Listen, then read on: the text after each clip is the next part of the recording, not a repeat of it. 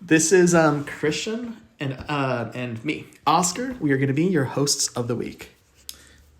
Hey everybody, I'm Christian. Nice to see you. Nice to be here.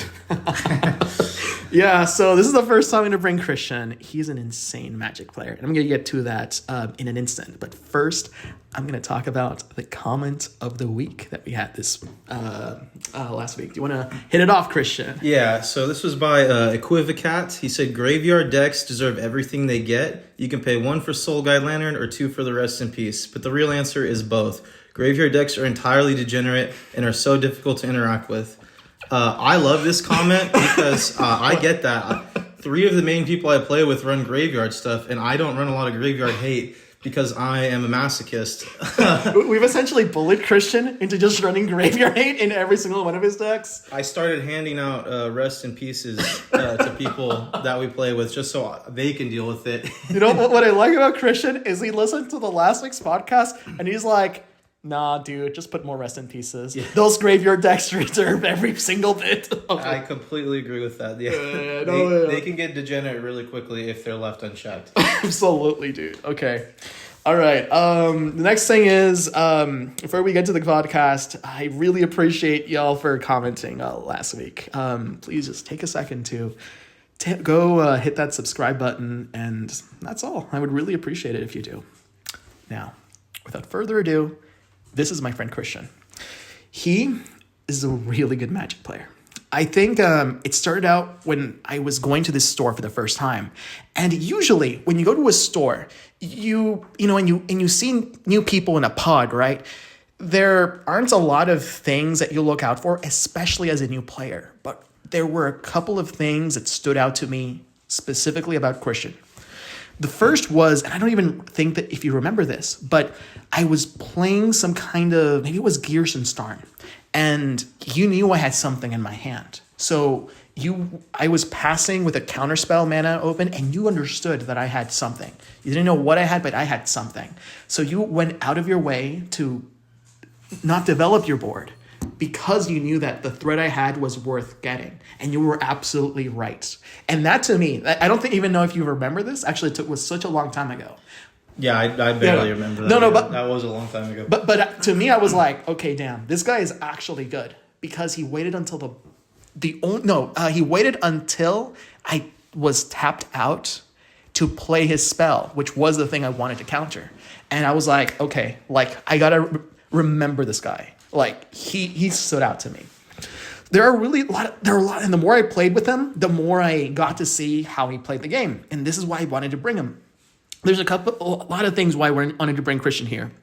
The first is he really understands how to lay low. It's going to be a great contrast or foil for the main topic. Foil is a literary term, which just means that he provides a contrast for what I'm about to say. And he also, he doesn't just know how to play low, like lay low in games, but he also knows the psychological aspect of it too. You know, he's like, I like to describe him as Norm, the comedian, because he knows how to play dumb to get under your skin. So you underestimate him and you think, oh, look at this guy. You know, he's just putting out crap permanents. Why would I be scared of him? And that's like, it's such an ingenious way of playing the game because he kind of like wants you to look at his board. It's like, yeah, I'm playing a land and pass, maybe a commander sphere or some shit. And he loves that like psychological ramifications of like threat assessing. And he's like, yeah, you're gonna target me, bro, or the guy who played the Ancient Tomb into a, I don't know, like a fucking ram spell or something. He's like, of course, you know, like the price of the card, like this guy's like so yeah. It's and I guess the last a couple of other things, the nonverbal cues. It's like playing against someone in poker, right? And just by looking at your face, they can kind of like read your hand, and it's terrifying actually. And it's man, and I guess the last thing is the last thing that I look for in a player who knows Commander specifically is he's able to utilize other people's permanents well. And a good example, we'll go into more detail later, but there's a card called Cursed Mirror. It's his favorite card. and for good reason. When you put it onto the battlefield, it becomes a copy of anything on the battlefield, and you can tap it. The crazy thing about the way Christian plays is he understands what your deck is trying to do, takes your thing at the best possible moment, and absolutely pops off. This is he's a really good player, and I really wanted to bring him in. And I know I'm just like putting you in a good light, but how would you say this assessment is of you, Christian? No, yeah, you're right. I love taking advantage of other people. Yes, we can just stop it there. He just likes taking advantage of other people's boards, as well as just basically politicking and laying low. Some of the favorite cards I like to lay low with is like Evolving Wilds, because especially if you've never played with these people before, they're like, okay, either he's on a budget, or he's just new to the game, or he's just not that good. Right? All of these assessments are lowering their view of your deck. Mm-hmm. And it's like, I'm not playing CDH here, so when I'm playing Evolving Wilds, it's okay for me to play that Evolving Wilds. And what I'm doing, I can miss a turn. So, because they're already seeing like, okay, he's not a threat, so they're not even going to do anything to me anyways. Mm-hmm. And that's just one example of a way to just basically get people to underestimate you. It's hardly ever, and it's like, oh no, like I'm behind the turn. It doesn't mean anything to me. It's never affected my game plan. Do you think if anything, one of the pros is, okay, cool, I can like lay low and be in this like third or fourth spot in the game, which is like where you want to be, which is, removal is gonna get glossed over. It's like I have one Swords of Plowshare in the deck. Who am I using it on? I like to be the anti-lightning rod, basically. Yeah. So like everyone else can eat the removal stuff. I do still have stuff to protect my things, obviously, but it makes it a lot easier when I don't have to constantly worry about that. I would like to add too that Christian just he plays at instant speed most of the time. He kind of waits until threats are established, but he will just try to play his game at instant speed. He's going to try to get you to play his. And I think that's what makes him quite a good player. Just the laying low, playing at instant speed, and you're not quite sure when that turn is. I think like when we play together, it's like I'm constantly looking at your board. I'm like, he's going to fucking win next turn. I got to get him. Yeah. And you're like, no, Oscar's just kind of like. I was like, no, Oscar's being mean to me, guys. He bullies me. Why does he do that? Yeah, look at I have nothing to play. No, what I do is, I have everything available at instant speed. I only go for the win on my turn when I know I can go for that win. Otherwise, I'll save it. But a lot of times I can win at instant speed, but I'm waiting to either someone else is about to win or just last possible moment. Yeah. Okay. Now, with that out of the way, I'm going to bring in the main topic of today's podcast. I call this the Kaalia Problem. Okay. And this, and the reason I specifically asked for Christian to be here is because the way he plays is the direct opposite way of the commander card Kaalia of the Vast, of the playstyle of this card. Okay.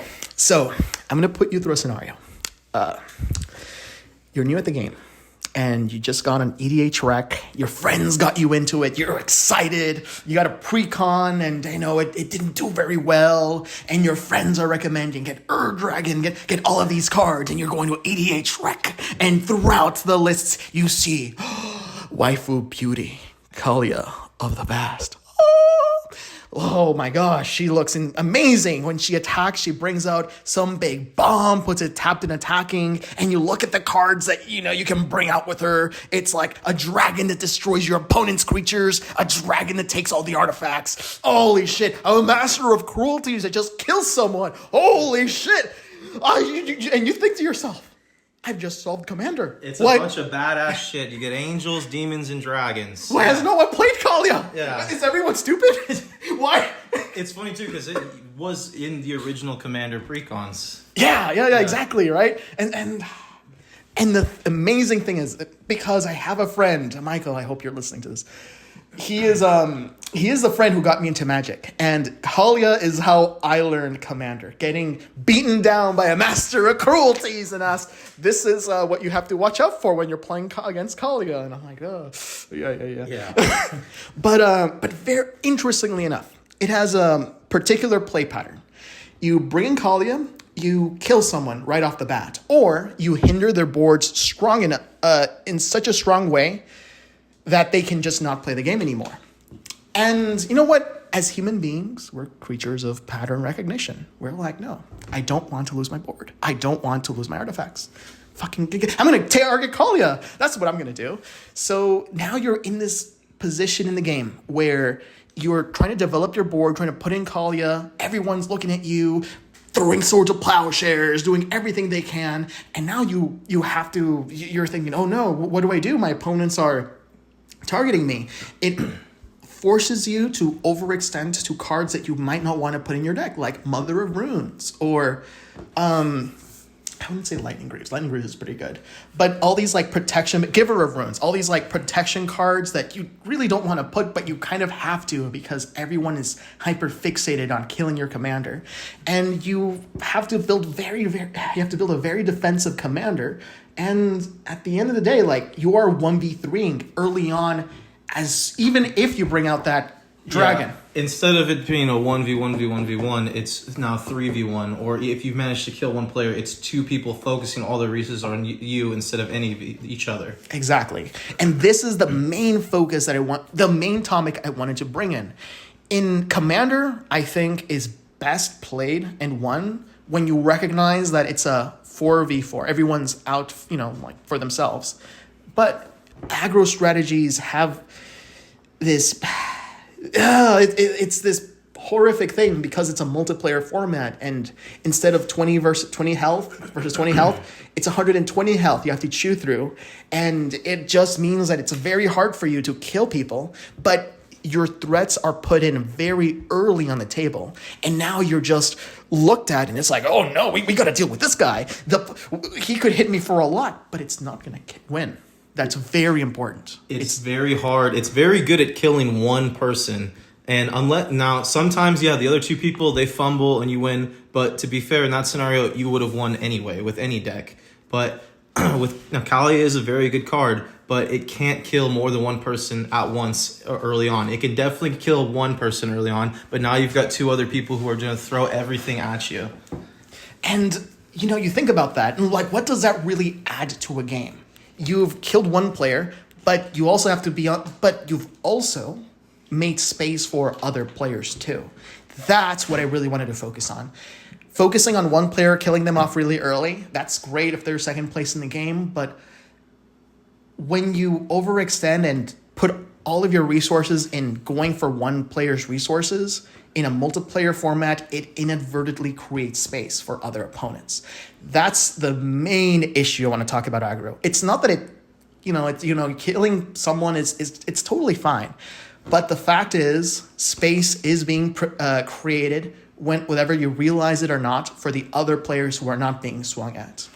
Yeah. Yeah, you're basically suiciding yourself into somebody else because it's more than likely that those other people are going to kill you. You might be able to kill one other person, but more than likely you will not win the game. And if that's what you're going for, that's fine. I've got no problem with it, but I know people who will not want to play with you because they're going to he's just going to kill him and I got to sit out for 30 more minutes, God. Now, to add to this, I've noticed that this has created a meta throughout our Commander games. That meta is combo playstyle. Even though it's not a combo deck, most of us start to play as though it's a combo deck. And I want to highlight one of your specific cards. It's Blanka, Ferocious Fiend. Ferocious Friend. It's a friend, not a fiend. Yeah. Friend, yeah. But this is the real. This is also one of the main topics of the podcast. Combo playstyle is just rampant throughout our decks, whether we realize it or not. We call it through many things, but it's the same. Win on a turn. How is a Crater Hoof different than a combo than a Thassa's Oracle? It's like you still win on the spot, and if it takes you the same number of turns to get to it, then you've effectively won. It's a big turn where opponents just can't deal with you. It's not like you're playing mono white creatures without a Chroma's Will and you're just awkwardly hitting someone for 4 damage over and over again with Flying Angels. Yeah. It's it kind of needs to all come in one sweet burst. And this combo playstyle is just something that I have just personally been noticing almost in all of our games, right? That's No, you're right. It's basically like it's like a pseudo combo. Like it's not necessarily like a Thoracle and the Tainted Pack or whatever, where it's just 2 cards out of nowhere. But it's basically a combination of the synergy pieces, essentially comboing off. And it's a little non-deterministic too, because sometimes it has fizzled before. But it's like it's an explosive turn, and you're basically winning that turn. And it's basically like your win condition. Exactly, right? Like once you hit your win conditions. Just like Crater Hoof, it's not a combo, but like it's a win condition, and the card can win the game, with whatever with a good board state. It's in my opinion, it separates CDH from a higher power, because it's one of the things, at least because CDH, you are playing a lot of combos, but you're getting them as fast as possible. And what we're doing is we're still going fast, we're just not going that fast. And these aren't necessarily 2 card combos, but it's like a 4 or 5 card combo, or it's just like synergy pieces synergizing at peak synergy. And we also respect the life total a little bit more. I guess that's the issue with like Thassa's is it doesn't matter how much health everybody has. It's like you won the game. So it's like, I mean, as long I feel like people are generally more accepting of your overrun effects, because it's like, absolutely. It's like, oh, how much damage do you have? I have 5 creatures, they get +2/+2. It's, it's a little bit of extra damage. I think that kind of, that thing. It definitely is a separation that people see, like a distinction compared to win the game versus I lost because I lost all my life. Yeah. Okay. Now, for the real meat. Christian, this is your baby. Blanka, Ferocious Friend. It is a $10 deck. I'm pretty sure you can get all of the pieces for $10. Yeah, you can easily make it strong enough with like $10-15. The most expensive card probably being Blanka himself, which I think is like $3. It is absolutely insane, this deck. The first time, do you want to like walk through our, what is it like being in your opponent's shoes? What do you think?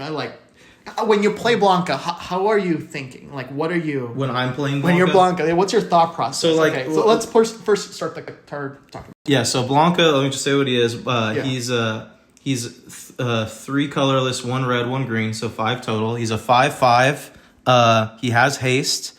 He gets trample as long as you've cast 3 or more spells this turn. And whenever he becomes the target of a spell, he gets +2/+2 until end of turn and deals 2 damage to each opponent. Now... that's a lot of stuff on one card. The thing that makes people underestimate it is he costs 5 mana, and I play hardly any ramp in my deck. So he's not getting cheated out super early. And another thing too is, even though he has haste, I don't even always attack with him the turn he comes in. Because number 1, I don't have to.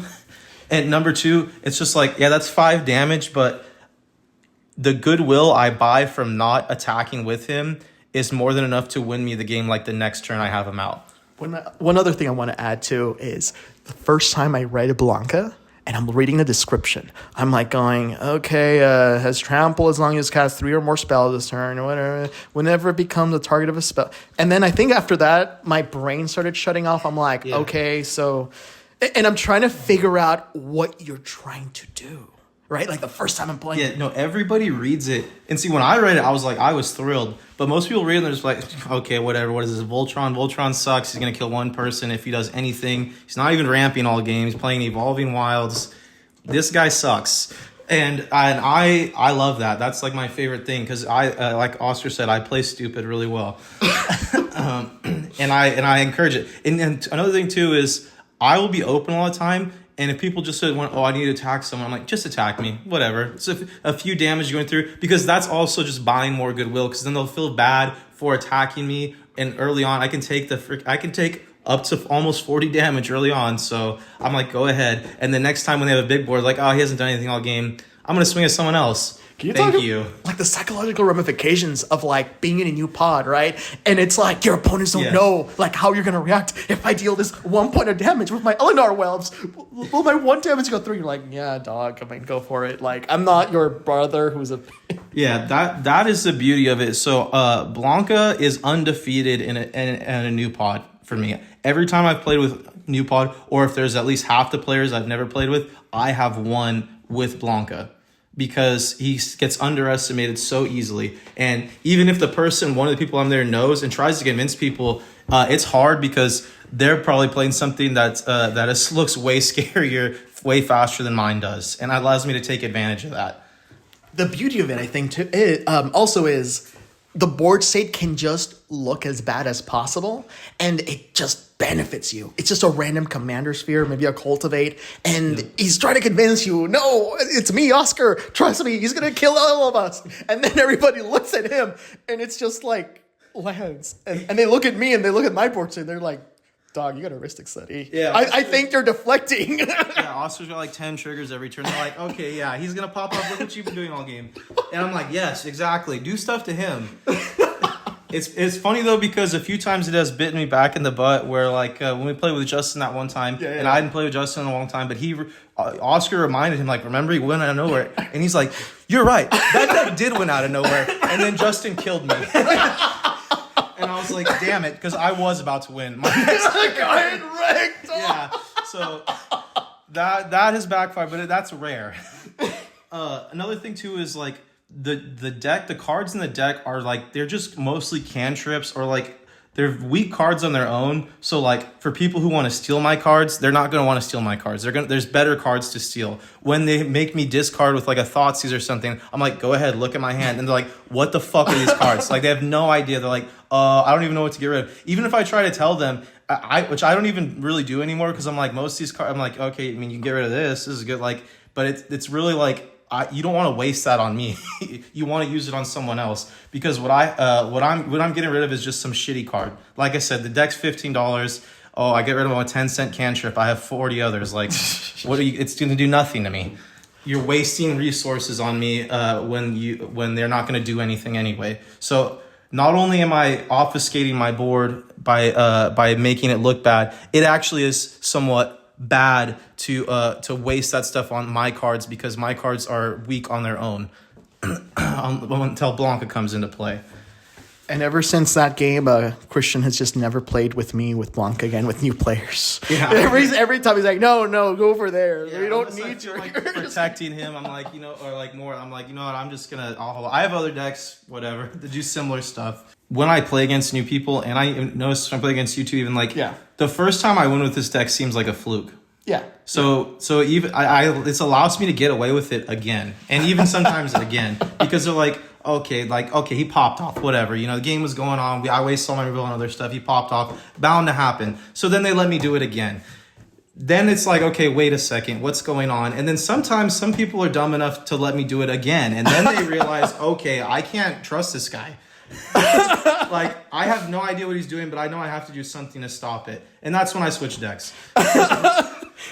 Oh, you're going to love playing my mono blue Thopter deck. Yeah. You should try to read this one. Yeah, exactly. But like, so yeah, Season of Growth, it's a great card because it's only 2 mana, it's 1 colorless, 1 green, it's an enchantment. Whenever a creature ETBs that I control, get to scry 1. Whenever I cast a spell that targets a creature I control, I get to draw a card. Now, if this is the first time you're seeing this card and, Christian casts it, you're trying to, figure out how it, interacts with his deck. And you're thinking, oh, maybe he's just going to scry 1 with his mana dorks, really? So, that first line is, it's such a fantastic red herring, right? Because, you're trying to read it and... we have so much time. People are thinking of ETB abuse before they're thinking of, the draw cards. Because who's casting a bunch of spells on their own shit? They're going to be killing stuff, Spellslinger, right? Mm-hmm. Wrong. I'm really only targeting my own stuff because I get too much benefit from it.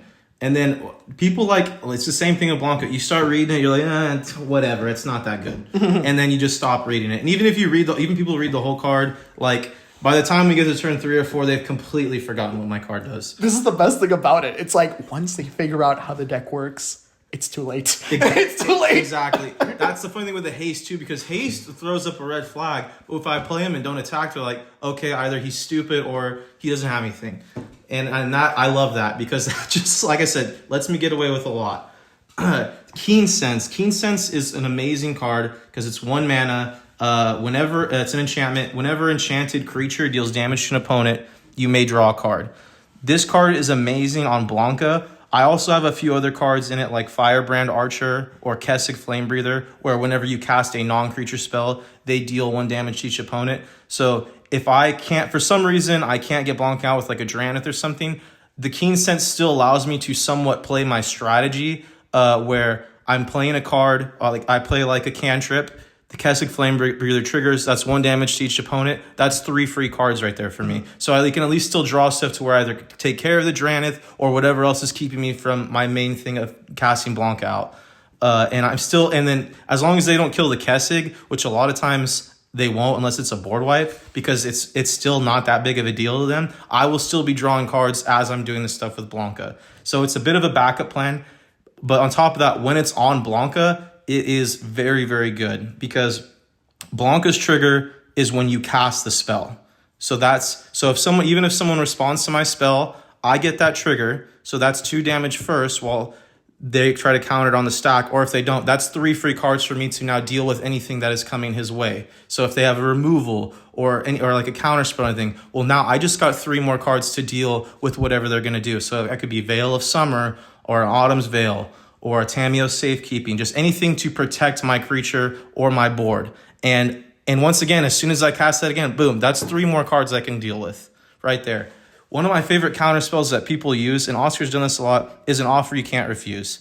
I've targeted Blanka with like a Chandra's or something, so it's game ending. He Offer You Can't Refuse it. I'm like, okay, so I let that resolve. Yeah, the Chandra's gets countered. I still get the 3 cards from the Keen Sense because Blanka was targeted. And now I have 2 more mana. So I'm like, okay, well now I keep going off of that 2 free mana. And I've ended up just popping off of those 2 free treasure tokens and still winning the game. It's good. It allows you to take advantage of stuff like that. Like people, normally when your stuff gets countered, you're like, oh, fuck, whatever, you know? But when I'm playing a bunch of cheap spells and I'm still getting a lot of gas from it, it's not that big of a deal to me. And by the time that normally comes around, I have enough gas in my hand to just keep going for the win, or at least kill the people who are going to keep me from winning, and whoever's left will be killed next turn. Oh, man. And I guess the last part was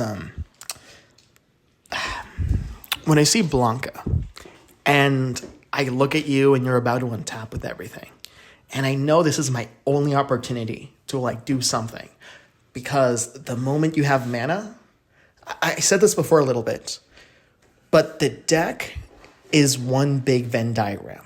Damage, protection is card. Damage becomes protection, becomes card draw. Tamiyo Safekeeping, which arguably is a pretty okay-ish card in Commander, becomes like, it's a protection spell, but now it's drawing me cards, and it's buffing my creature too. Buffing me doing damage, and it's buffing my creature. It does so much for the 1 cost of 1 mana. And this is what makes Blanka so terrifying. Because players can just play and not figure it out, but once they do realize the machine he's assembled, that's when they start realizing, okay, we got to do something. We got to focus the Keen Sense, the Blanka. Quick, somebody target the Blanka. And then that's where he wants you to be. Yeah. That's like, okay, perfect. Now I'll play my Tamiyo Safekeeping, which draws me the cards. And now if it resolves and everyone looks at each other like, wait, that was our only strat. Like, what's going to happen now? Yeah, by that time, it's too late. That's the beauty of it, too, is most of my stuff is at instant speed. So I don't go for the win on my turn unless I am guaranteed the win. Number one, it lets people play the game so they're not salty, which I don't have to deal with a lot anyway, but it also doesn't make them feel like I quote unquote like cheated them out of a game or comboed off. Number two, it allows me I can still win at instant speed on if other people are attempting to get rid of my stuff. It's just not as much of a sure thing as when I go for the win on my own turn. So like as soon as someone tries to remove Blanka, boom, that's a trigger if it's a target spell. Normally it is target removal. Okay, he just got buffed, 2 damage. Now I'm drawing cards. Okay, did I have protection in my hand? No. Well, did I just draw protection? No. Well, then I'm just going to start targeting him with my own cards until I do. And normally I do. And it's either I saved him or I won or I killed a couple people and saved him. And now I'm just set up to win on my turn again. Would you say the most optimal way of playing is just pass with all of your mana, and before it's your turn, that's when you can start firing off spells. And then on your next turn, you'll have a full hand and just try to kill them. Yeah, and most of the time, that's what I'll do. The only time I say also save for my turn is just life gain decks or anything with too high of life that I'm not going to be able to punch through, because Blanka also buffs himself as he's getting the thing targeted. So that buff, +2/+2 is nothing to smirk at, and it's really easy to put double strike on him in the colors I'm in. So and he gives himself trample. So I can punch through life gain strategy or anything like that with commander damage. That's a backup for me. And I've had to do that quite a few times where the pinging is killing 2 players, but one guy has like an exquisite blood out. So now he has 100 health. But well, guess what? Blanka's like 35, trample, double strike, and you don't have enough blockers to get rid of 70 commander damage. Every time I see Blanka pop off, and then I'm like, oh my god, how is he going to deal with, commander damage? And it just becomes so relevant when I see Christian pilot this machine. Yeah. I'm like, damn, okay. Like, I take everything back I said about commander damage. Like, oh god, it's such a beauty, actually. Because he doesn't even use the damage from Blanka as a primary. Well, it is like a primary win condition, but the trample is like this fantastic way of getting through to this one player who needs to be killed before he untaps too. Exactly, and that's actually the fastest way for me to kill someone because Blanka is a Voltron deck at heart. I call him a pseudo Voltron deck. And that's also why people underestimate him because, if I wanted to, I could really easily kill one person very quickly, but I would run out of gas and people would be able to do something about to me. That's why I wait a little bit till I can kill everyone. And normally at that time, life totals are a little lowered, or I have set up such a good synergy where I'm basically playing my whole deck and it's copying a bunch of my spells so that I'm not pinging for just like 2, 4, 6. It's more like 2, 4, 6, 7, or 4, 6, 8, 10, 12. So I just did like 30 damage to everyone, and then whoever happens to be left, combat damage, or I have stuff like Soul's Fire, or my favorite like Fling or Kazul's Fury. So if for some reason they can still remove my commander, you're still taking 40 damage. Yeah. If you think about it, it's a Voltron commander without the downsides of putting a Colossal Hammer on board and your opponents see that. And their imaginations run rampant. They magnify the issue bigger. He doesn't have a permanent presence of being super scary. It's only permanent on my turn, and by that time it's too late. Yes. At that point, it has all the tools it needs to survive a board wipe or most removals, and it's too late at that point. Yeah, you're not watching me throw down equipment or enchantments like, whoa, that creature's getting big. What's going to happen? He's going to kill one of us. It's just like you're watching me do nothing most of the time. Yes. And you're like, okay, he either sucks or he's having a bad hand or whatever. I'm not going to do anything to him. Thank you. Yeah, please don't. And I think my favorite part about the Blanka deck, actually, is throughout the game, you're passing your turn, and yes, you can actually win, but you can knock out a player, but you want to see what your opponents are doing. Are they going to try to, bicker amongst each other? Is someone going to try to hit someone randomly with an Atali? Or, just let them threat assess, and just kind of lay low, try to figure out what it is they want to do, and you're trying to find this opening for you to go in. I'm not trying to kill one person, I'm trying to win. Yeah. So I wait for an opening to where I can win. There's plenty of openings for me to kill one person, but then it's like the Kaalia problem like we were talking about. I just turned 2 people against me completely, and I can't do anything about that. Yeah. Even if I go through all my protection, I can't unless I'm building only protection. My opponents are most likely 2 opponents are going to have more removal than I have protection. Yeah. And so they're going to be able to get through me and shut me down. So it's much better if I can wait till I can kill everyone or at least 2 people and mop up the last one. Killing 2 people at once is way better than killing 1 person. Absolutely. Because then now you just turn into 1v1 and my deck can thrive in that scenario. Mm-hmm. And the other person's might not be able to, or if I just leave basically the player who hasn't been setting up either, unless they have just master class manipulated me with my own strategy and be like, yes, I wanted you to do that. Now I win, which hasn't happened yet, but they deserve the win if that happens. Oh my god. They beat me in my own game. And then I will obscuring phase. Yes. Yeah, just the creatures cannot do damage anymore. Your counter is shut off. Exactly. Oh my god, yeah. Now you've looked for cards now to shut down Blanka. They at least work outside of that scenario, but they shut him down too. Yeah. He has created a psychological impact on all the players at the card shop I frequent because of how often, because I normally bring it as my first deck playing against them. and I'll play it a few times, and then until it's like, okay, wow, I can't. What's going on here? Like, they can see me winning, they can even recognize the fact I'm winning, but they still don't even understand it. But now it's like, that's scary because it's a mystery, and he's going to win. Then I switch decks. People always remember Blanka. You know, like, you think about it, you're like, damn, you know, like, I've been playing Magic for who knows how long. I consider myself pretty okay at the game, and this guy just absolutely wiped the floor with me. He went under the radar in a way I couldn't even, like, I didn't even think that could have been possible in the game of Commander. I look at the card, I try to assess it. Oh yeah, can you give me water? I look at the card, I'm trying to figure out, and honestly, when I first played against Blanka, I thought, oh, he's just going to run out of gas. I don't think there's a lot of ways in those colors he can, like, you know, stay in the game. So I just assumed, like, he got me hook, line, and sinker. To be honest with you, I feel like a lot of people, the way they would play, even from, I have seen 0 other Blanka decks in person. I've only seen a couple. Also, you send me like a video of someone playing, or just reading what other people have on their list.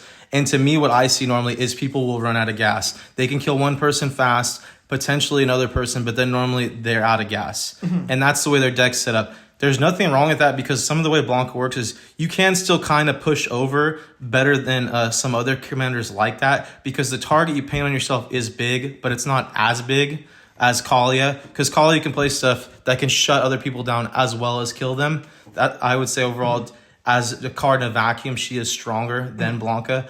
Blanka's just killing the person. He's not also shutting them down, like, or shutting the people down that are still alive with, like, a Dranith or some other of the angels or whatever that you can cheat in, or dragons like the Hellfire Tyrant.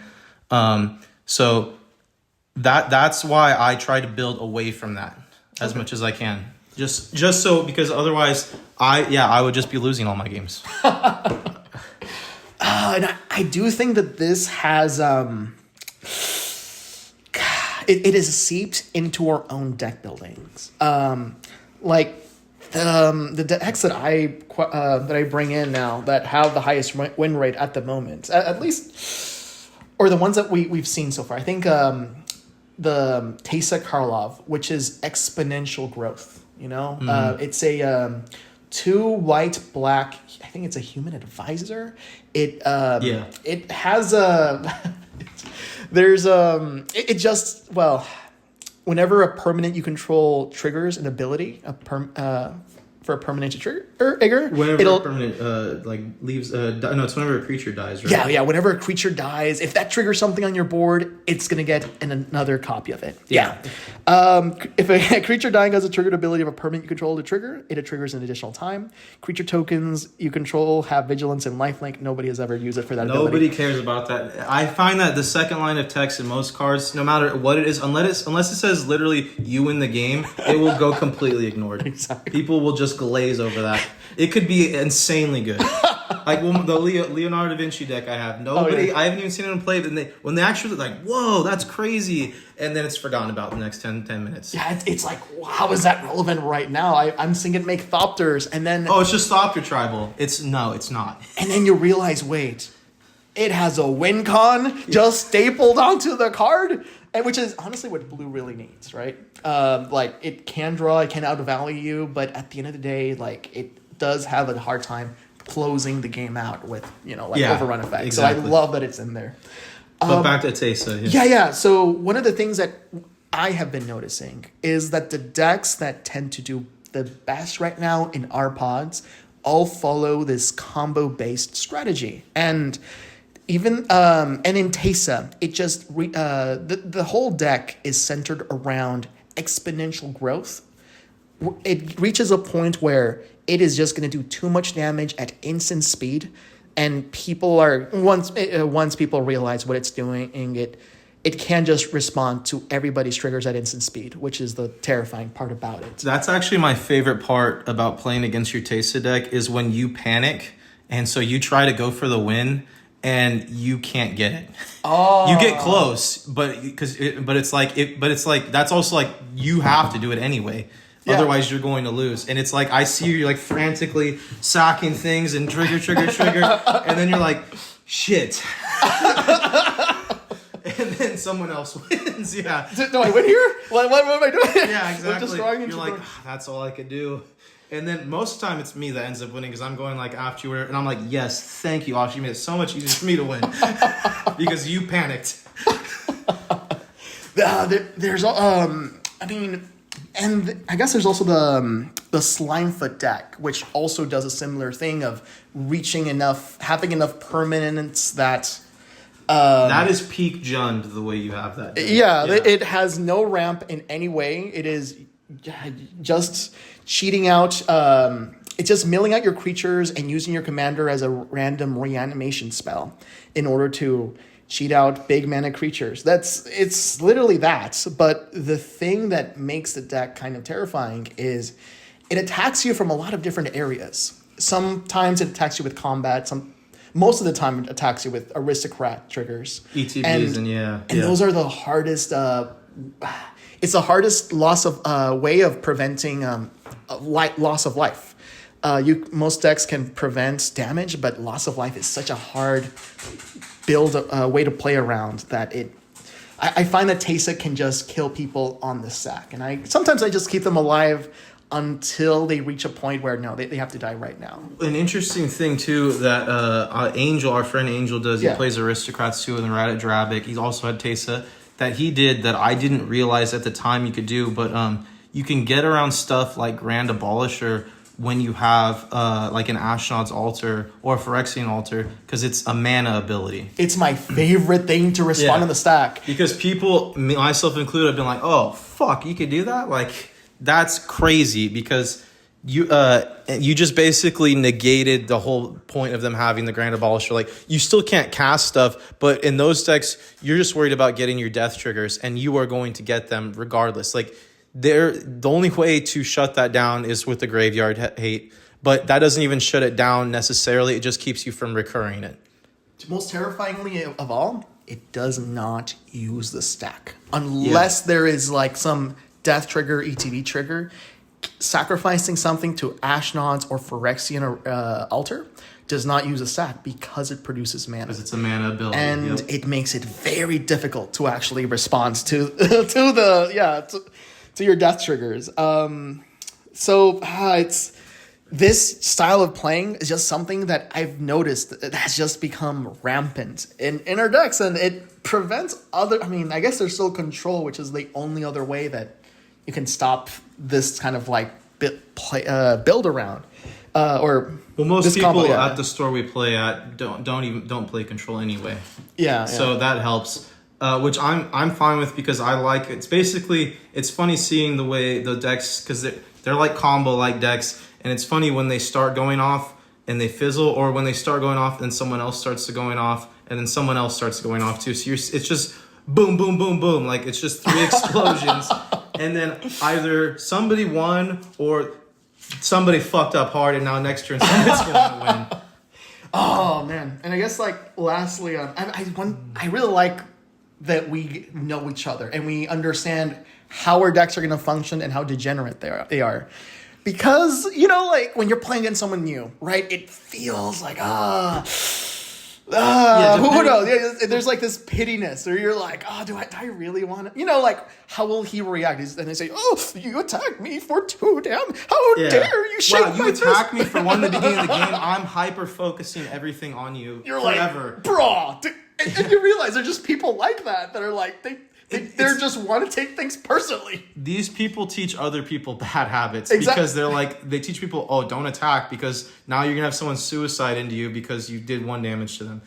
It's a bad habit I try to break people of as early as I can because I'm like, it's 1 damage. You have 40 life. For the love of God, dude, just attack. Don't make deals for like 1 damage. Is it okay if I attack you in the beginning here, even though all I'm doing is 1 damage? I don't even get synergy. Yes, that's perfectly fine. I will not kill you for that. Like, there's some people who will. My advice is either try to get them to break the habit or just stop playing with them until they learn their lesson. Because that to me makes the game unfun because I can play around that, but for newer players, it just makes them not want to play the game.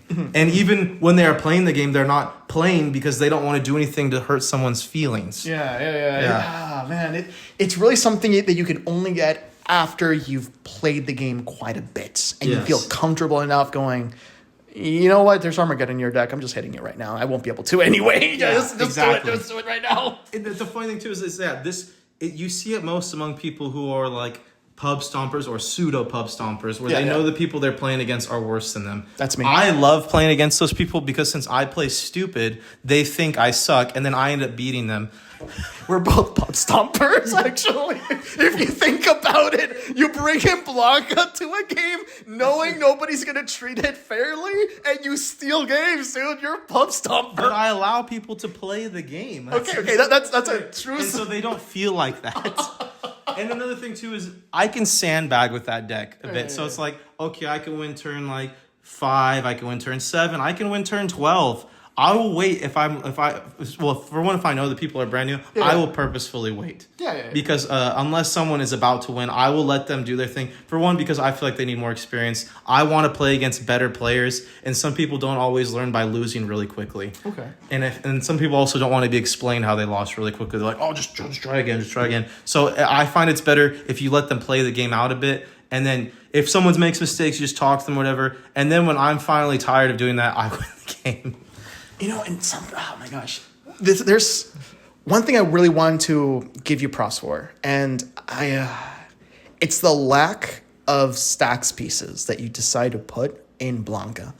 Because I imagine it would be very easy to just throw in a Blood Moon or something. Or a Root Maze. A Root Maze or something. But you don't. And it's such a respectable thing, especially because it would be so easy, I guess. But It would help my strategy, because just slowing other people down, especially because I can go so quickly if I wanted to, it would help a lot. But it's unnecessary.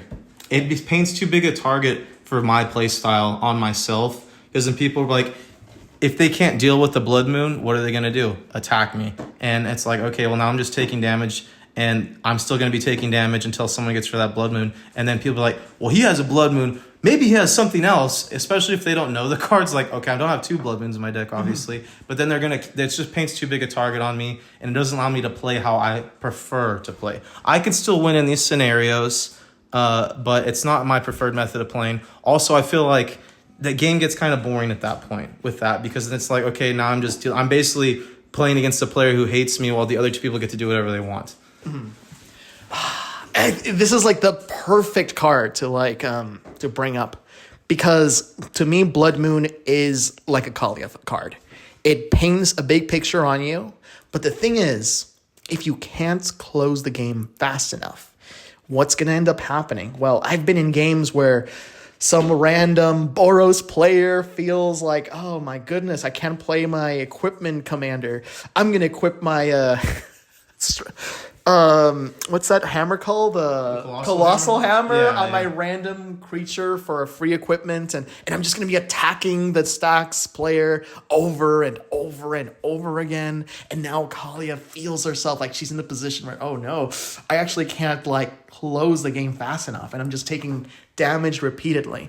And this is what the Blood Moon does. If you can't close the game fast enough, you just end up in this scenario where, yes, you will be dealt with. Well, this happened to me when I played with Leonardo da Vinci. Yeah. I cheated out the Nevinyrral's Disc. I cheated out the Nevinyrral's Disc early because someone was playing the Paco, and it was to shut down the Paco player. The Paco player got mana screwed hard, and so you and the other player were just dogpiled me, because you're like, okay, Nevinyrral's Disc can hit any time. I'm not going to play anything, but he doesn't really have a board state besides that, so I either have to force him to use it or I just keep taking damage. Nevinyrral's Disc, I believe, is a board wipe on a permanent. It is. The way... Instant speed board wipe. So 1 mana, tap it, destroy all creatures, enchantments, and artifacts. Yes. And I had turned it into a creature with Leonardo da Vinci. I cheated out really early. I did that because I was waiting to shut down the Paco player. The problem was that he was just getting mana screwed. So I painted a huge target on me, because you guys are now like, well, why develop my board if he's going to blow it up? Well, my board's already better than his, so let's just keep hitting him. And that really fucked me, but I'm like, I can't talk my way out of this, because I would do the same thing. And I'm like, okay, well, I got to the point where I'm like, you know what? I can see that our friend was playing Paco. He's not going to do anything. I think he ended up scooping because he's like, I'm tired of not playing anything. Yeah. And I'm like, okay, well, I I still can't talk me out of this, but you know what I'm going to do? I'm going to punish Oscar for this because I know he can't beat the other player, and I'm going to let them kill me and then blow everything up, and then I'm just going to lose. And then Oscar got drawn out to like a 30, 40-minute game of 1v1. It was horrific. That you couldn't win. It was a mono blue deck of hell, dude. Oh, God. Yeah. But it was such a fantastic game just because once this artifact taps, it'll destroy everything on the battlefield. So I have my finger on a trigger with the gun pointed at everyone. Yeah. yes. So we were just incentivized to just keep hitting him over and over again. And yeah, even though I ended up losing that, I think that was still the right call. Otherwise, how else are we going to get rid of this? It was the right call, and it's like I can't talk my way out of that situation. Yeah. And yeah, I could still tell you it was for the Paco player, but then he's not doing anything because he's getting mana screwed. So I was like, shit, because I was expecting that not to happen, or at least he would have, as soon as he was getting like, I think he needed like 2 more mana, he would have immediately popped off. Yeah. And then I would have been everyone's savior. Yeah. But at that point, it was like, that's not happening. And like I said, he scooped, so I was like, okay, well, this is a non-game for me now. I didn't have anything else to protect myself. I wasn't getting the best draws either. That's also why I had that out there. Mm-hmm. But that's just how it went. Okay. How do you feel about okay, so Nevermill's Disc removes everything. But how do you feel about there's these cards that I've been enjoying in my decks. They hit everyone equally. There's this card I play it all the time. It's Unexplained Absence. It's 3 in white, and it's an instant that says for each player, you may exile a non-land permanent that player controls. They get a little bonus off of it, but the nice thing about it is how it just targets everyone. Or you just don't target someone and get some goodwill. Like, that is actually like a resource you could use. You know? That's the one where do you pick all the targets, or is that the one where everyone picks a target? I pick the targets. You pick the targets. I pick the targets and exile them. Yes. Mm-hmm. Yeah, and well, you let people pick the targets with that one sometimes too. You'll be like, okay, well, like if I get rid of this here, you know, like hey, maybe don't hit me with this or something like that, you know, or I'll let you have that. Yeah. There's like this political aspect where I'm like, it's not hurting me, but we're kind of like in this team up right now that's not spoken of, and I really just need to deal with this player, and that's sometimes what I'll just. That's another funny thing is Oscar never offers to team up with me, because number one, if someone is already popping off, I am already going against him, and he can see that he doesn't have to. Number two, he knows if he makes a deal with me, I guess he thinks I'm a better deal maker, and he will get screwed. No, it's actually. I don't stab him in the back per se. I just seem to come off better on the deal. No, that's actually kind of true, because I think we both are just so good when it comes to our threat assessment that we understand, okay, this person right now, they've got to go. This is how their engine works. I'm going to just try to figure out how to deal with this. I don't know if you can deal with it, but I think our threat assessment is on point there. It's not something that I can say for everybody. No, honestly, it's one of my favorite things. It's like we never really have to say anything. It's just, we understand that we're both behind sometimes. Yeah, the threat assessment. Yeah, exactly. Yeah. So you don't have to make a deal with me at that point, because I'm already like, okay, yes, we need to deal with that. Okay. Dang. Oh my gosh. Dang. You said talked about an offer you can't refuse and using players' cards against them. Do you want to go into detail about that, Christian? Because you seem really good at that. Yeah. So, and I'm not just talking about theft effects. So, like the cards like Goad, where you're forcing people to attack. Yeah. Now, some people hate this. I don't know why. Some seems to be top-hated mechanics by new players next to forced discard and stealing and mill. Mm-hmm. But that's it. So mill, it's the worst thing in the world. I can't hit my land drops because of you. Yeah, exactly. So people hate that. It's really not that bad, guys. We had to stop the podcast here and then continue later in the car. The audio is going to be a little bit bad for a little while, and then it'll improve later. The Rendmaw deck was fascinating because I guess if we tie it to the Kaalia deck, it's it is just literally just a bomb that you build up, and then try to win on the stack.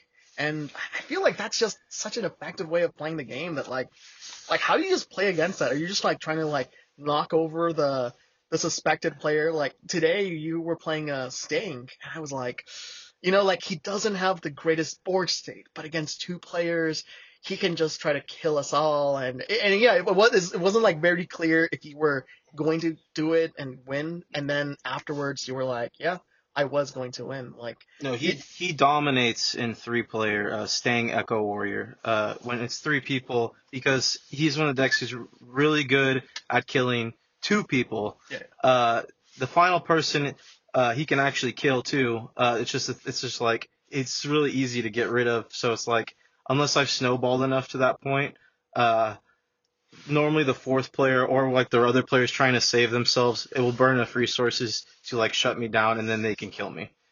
But for Rendmaw and Sting is similar to this, but Rendmaw snowballs like Skullbriar, yeah. Skullbriar in a different way, obviously, but it's a snowball effect, and like once you get the ball rolling, it's really hard to slow it down. Honestly, like this is just something you can only get from playing the same people over and over again. Because like if someone brings a snowballish commander like a Tesa, or it's just something that's gonna exponential growth, you have to use that information that you've had in previous games to that. Like, and the player's gonna be like, oh, why are you targeting me? And you just gotta like sit back and say, sorry, bro. Like, Yeah, like what do you do? They're hard to judge too. Like I'd say Skullbriar, Skullbriar, Walking Grave. He's easier to judge the snowball for a newer player or Yeah. the uninitiated, so to speak. But for like Renmaw and Stang, when the way they snowball, like you're not going to see it coming unless you faced it before. And then normally by the time you can notice it, it might already be too late. Yeah, but there's also like the way we choose to play these cards too, because for the way I chose to build Renma is aristocrats, but maybe some player out there just it is just like Skullbriar where they're just attacking with crows and they're not abusing the aristocrat effects. So that's what makes my Renma terrifying actually, because it feels like, oh, your win condition is just these flying crows that are attacking me. But no, it's just all of these random creatures that I'm sending out to everybody and then I kill them all with a Blood Artist or a Sir Conrad the Grim, and then it's like, oh shoot, I can't protect myself against that. I feel like you could even run like Cheerios cards, like 0-cost artifact creatures, because I can think of 10 off the top of my head, and that would just snowball him really quickly. And the fact is too is like what I've noticed is Goad. Newer players seem to hate Goad almost as much as they hate mill and discard. But Renmaw gets around that because instead of goading their creatures, you're just giving them creatures that are goaded. So they don't feel as attached to them. And sometimes it can even benefit them if they have like an Impact Tremors or something like that, if they Anthem effects. So they don't like, they're like, oh cool, and it's you're pushing the game towards the end state that you want because those creatures are attacking, but they're not attacking you, but they're lowering everyone's life total and they have to attack. And I also like that you take away that decision from them. It's like they have to attack. You don't get to decide if you want to be offensive or defensive. You have to. And I do like that it moves the game forward. And they come in tapped, so they can't just chump block each other with them. Yeah. It's like no, they like unless you have some untapping shenanigans, which you're probably not going to waste on the token you give them. Those tokens are going to just continue to mass up and steamroll through everyone. Yeah. It's almost like Slicer in token form or Lexios. Yeah. I think like with Slicer or Alexios, you're just getting hit repeatedly, and there's a very you have like this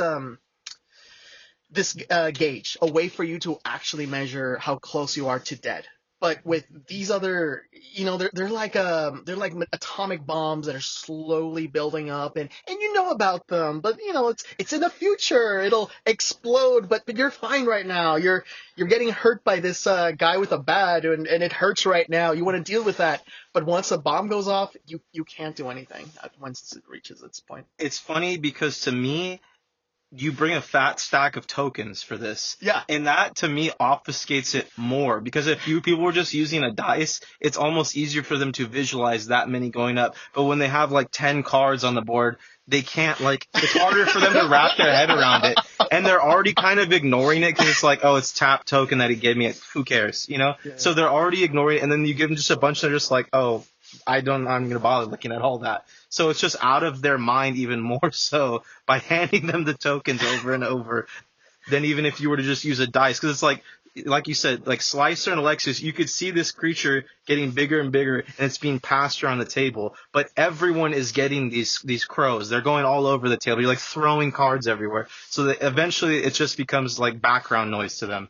I like that it takes the same space as like a normal permanent, like a commander. Mm-hmm. And you're looking at the board and you're going, what's scary? And it's like, well, he has 3 crows and he's attacking me and he has a +1/+1 banner and he just hit me for 9 damage. Oh, that hurt a little bit. And you're trying to look at the board and trying to figure out what's going on. And do you have a coat of arms in that deck? Of course, but it only comes out when obviously, end game, yeah. And it's perfect because the crows enter tapped, so it's exactly, yeah. It's the best card in that deck, honestly. You play I don't know, like a Milliken or something, you get +1, 2, 3, 4. You get +3/+3 to all of your crows. It's insane, actually. Any Anthem effect, it's exponential with those, just because they keep on coming. Dude, I think I'm low-key hard for commander decks that are able to win in unexpected ways. Or at least like in Rendmaw, what makes it so good is similar to how in your Blanka Ferocious Friend, a Tainu Safekeeping is card draw, it's protection, and it's buffing Blanka to kill with commander damage. It does a lot of things for a single mana, right? It draws you a card. And in the same way, Rendmaw, it works very similarly, but not as fast and not all at once. And that's really important.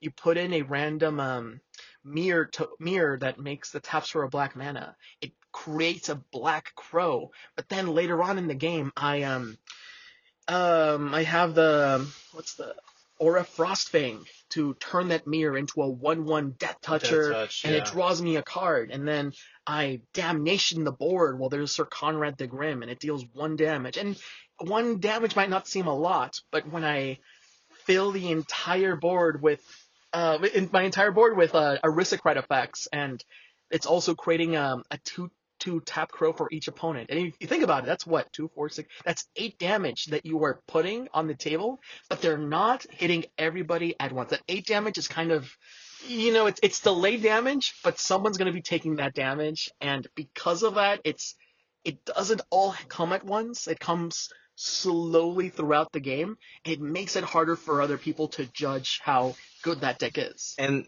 they're goated for the entire game. They're never not goated.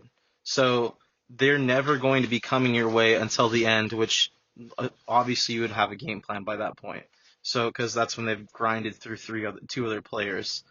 I noticed that the deck it's almost like a group slug deck as well, but it's really subtle because people don't care about the free tokens you're giving them. Yeah. And it's so funny because it's like you would think because like you said, that's 8 potential damages you just threw on the board for 1 card. And people don't, it's nothing. They don't even care about it. Like it's literally nothing. And then it's like you play something else, like you can even play like any other artifact creature or anything else you have, and that's another boom. Because most of the time what I've seen is when it comes out, it's like there's 3 or 4 crows coming at once. Yeah. So that's 4 per player. That's 4 times 2, 8 times 16 for everybody. That's a lot of damage. That's 64 damage you just threw on the board, and nobody bats an eye. They don't even care. And and the thing is with your aristocrat stuff too, you're not like, oh, I'm gonna blow them all up right away with like a massacre worm or whatever. You don't do that right away because it benefits you to wait on that. That's basically like, it could be like your kill card. It's your win condition because of how many tokens they're getting. and they just beat face at each other, and they don't even care. Nobody ever even blames you for it. That's the thing too. Like you just no blame is being shifted your way, but it's all deserved. It's just kind of like when I've seen it's either people have just they've become it's acceptance or why are you hitting me with them? Hit him. And it's like no one's thinking, well, we can't hit him with them, and they don't even bother hitting you with their other stuff. You just got away with murder essentially. You know what it is? It's when someone attacks you. You know what they do? They point at you, and it feels very personal. You know, like I'm attacking you, and I know you can't see me right now, but imagine someone with the grimiest finger, and he's pointing it right at you, and you're going dirty finger, crinkled hand. You know, like a Cheeto gamer pointing his finger at you, uncut fingernail, like it's super long. Yeah, and you know what you do? Oh, you're gonna attack me. I'm gonna attack you with the crows. It creates this. Like you kind of want them to like drag each other down like crabs in a bucket or something. And you either get that or you just get sad acceptance. Okay, I take 8 damage this turn. Yeah. There's nothing I can do about it. I just lost a quarter of my health. Okay, I continue to play. But it doesn't draw any ire your way because, well, for me personally, when it happens to me, I'm enjoying the games moving forward too. I'm okay with my life going down as long as other people's lives are going down as well. Yeah. And I'm like, do I want to stop it? Because the whole deck's built around that. I would feel like it's wasting resources when, for my traditional game plan anyways, I'm trying to win through life loss, so it will help me too. So I just will accept it. Okay, I'm at 10 life now. Like, okay. How did that happen? There's no way I can convince anyone to just stop this anyways. So I just sit on my hands. You know, one thing I do say, when they ask, oh, they're goated forever, so we can't attack you with them, I say, yes, there is a way you can attack me with them. It's just, there just can't be any more players left. Exactly. And I don't know if that kind of slow, like, makes it softer, but it's like, oh, okay, so you are not good in a 1v1. I'm like, no, I will straight up tell you, that deck does not do super well in a 1v1. But yeah, so... Most of what you've been having lately is worse in a 1v1 setting. It is. And that's why I am okay with putting you in that scenario. Again, like because I know most of the time if I can kill the other two people and we get to 1v1, you normally can't beat me at that point. I absolutely if I can turbo kill the other two people, then you're screwed. Yeah, I am. Yeah. And so, but it's like, I take advantage of your playstyle to forward the game for myself too when you play that stuff. But now I have to basically walk the tightrope here into how much value can I let Oscar have before it's too much for me to handle. Yeah, like for example, there was one game where I was playing Nelly Borka Impulsive Accuser, and in this deck, it's a soft stax deck. I was goading Christian's commander once, and was it you or was it Frankie? I remember you were like someone. No, it was Frankie because he attacked a player with the partner commander that says it's the cleave when a commander does combat damage to a player. Kessig, I think it's a lizard guy. Okay. Yeah. It's what is it called? The Rakdos lizard. It's just a red lizard. It's a one in a red lizard. Oh, the partner. Yeah, partner. I know what you're talking about. Yeah. Yeah. Let me find him. And go ahead. Yeah. So Frankie, you're listening to this. You're beautiful. I think it's Kedis Emberclaw Familiar. Kedis Emberclaw Familiar. Yes. In that game, I was controlling the Blanka player, and even though he was absolutely turboing out and trying to kill everybody, he had that one big turn where Blanka was a double striker, was about to kill everybody, and he put that card down, and I noticed it said damage, and I had like a Selfless Squire, and this is something that I pull in quite often, or I had like something that prevented me from taking damage, but I just let him kill everybody else, and you know that the deck doesn't do very well in a 1v1 scenario, but it does have it just enough reach, with Chroma's will and the extra combats. Mm-hmm. It's not a lot of damage, but it can sort of just reach just far enough. And it can do like 20 damage, 15 to 20 damage in one turn, maybe. If, I have enough mana to just go wide. Mm-hmm. But that's generally what I try to do. I try to keep one person alive, especially the person my deck can go best in a 1v1 scenario. And at that point, I had enough fogs that I could prevent the Blanka damage from the damp. Yeah. Yeah, the combat From not the combat, but also the. Oh yeah, the not obscuring combat. haze too, and Yeah, ethereal. Yeah. So I was more than safe. I felt safe keeping the Blanka player alive and letting him kill everybody else. Mm-hmm. Okay. It's funny because remember that game? What was it? The game we played I think a week ago. Yeah. Where I played the ethereal haze. Yeah. We were playing on Huntress. Yeah. I let him kill you, and then I played the ethereal haze to save me and the other player, and I could have saved you, and I'm like, no, kill him. That happened today. Something similar happened. I played this card. It's called Awe Strike. So I had 100 life. This guy was playing Xenagos. Oh, let's say what it does first. Yes, right. Well, I'm gonna get there. So he was playing Xenagos, the God of Revels. He had a Hydra Omnivore. So whenever that deals combat damage to a player, it deals damage to each other opponent, right? Okay. So I had a ton of life. There was another guy open. He uses his Xenagos on the Hydra Omnivore, so puts it at 16. He deals the 16 damage to that player, right? Mm-hmm. So that would be 16 damage coming my way and the other opponent. So when that trigger went on the stack, I played this card Awe Strike, where the next time target creature would deal damage this turn, prevent that damage, and I gain life equal to the damage prevented this way. So instead of preventing the 16, only gaining 16, I prevented 32 and got 32. Oh my god.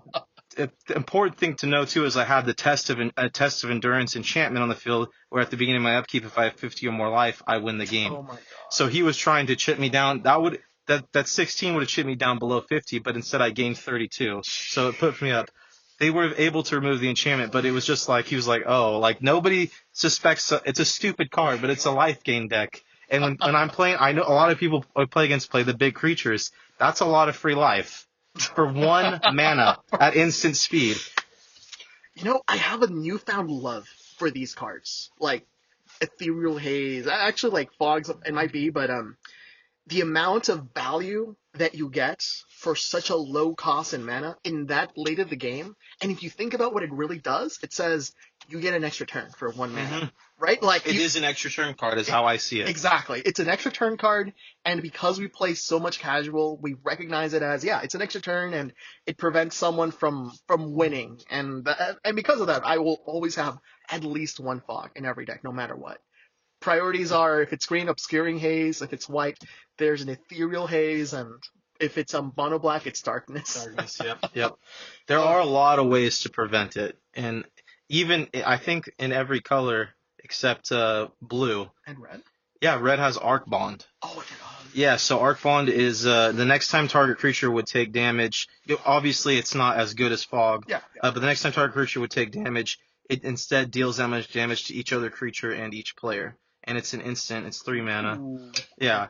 I'll take what I can get. Exactly. It's a redirect, and it's in red. Also, if you're playing Boros, you have Deflecting Palm. Yeah. Dude, I love Deflecting Palm, but I feel like I can't include it in regular decks because it's a tail end card.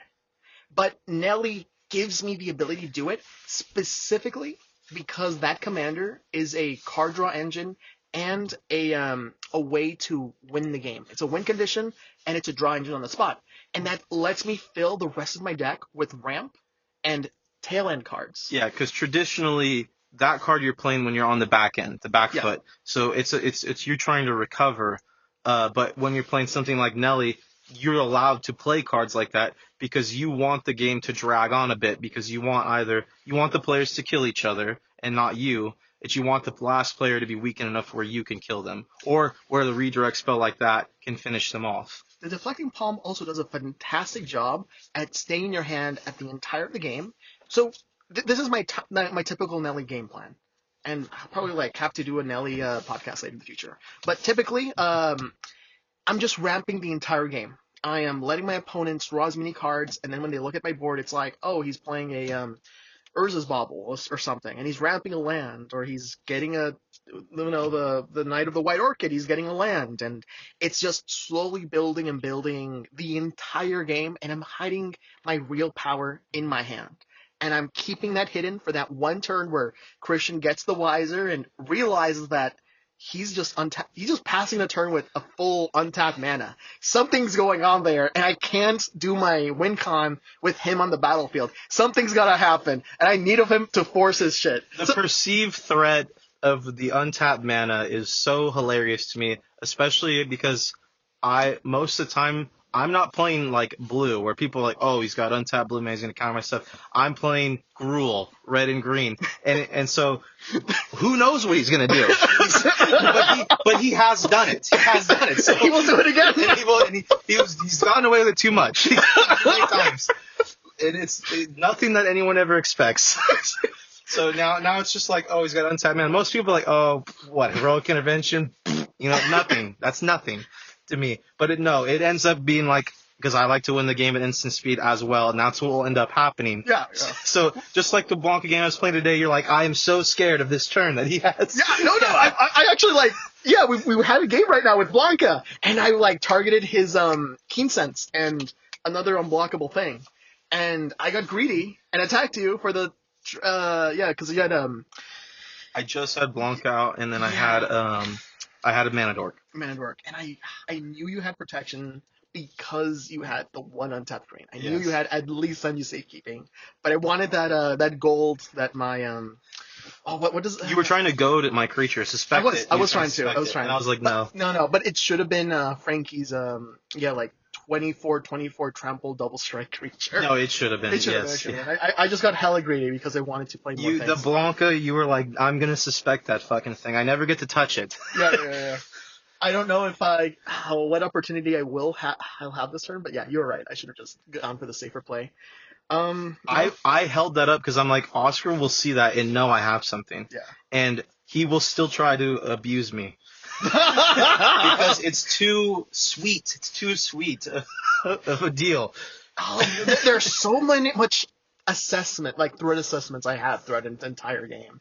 It's like, how good is this player? What is his record? And even if they're playing a worse stack, a precon or something, I know that they're still going to play it as good as possible.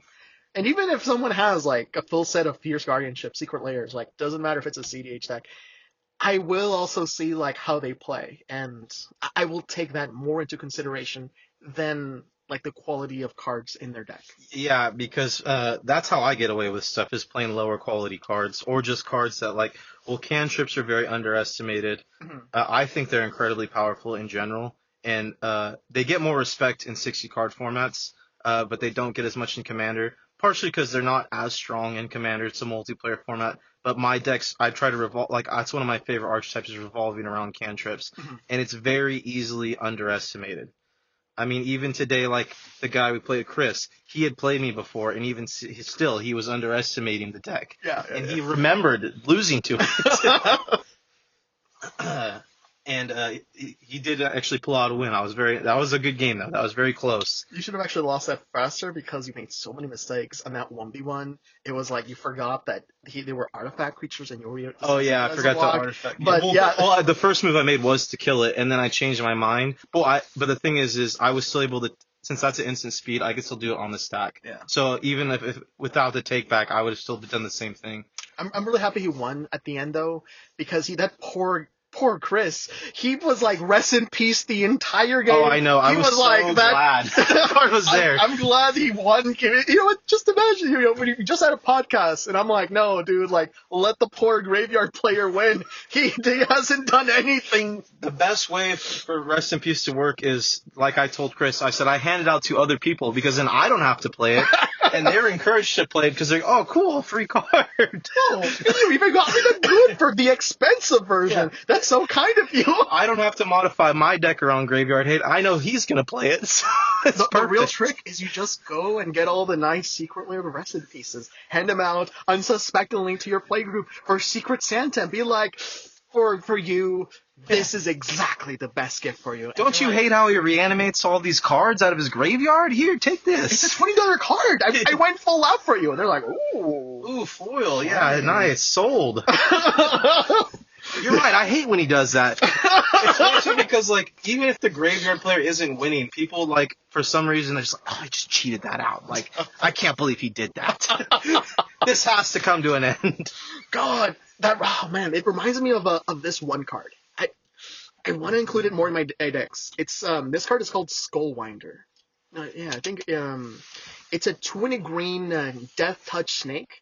It came out in I think it was Thunder Junction. Skullwinder.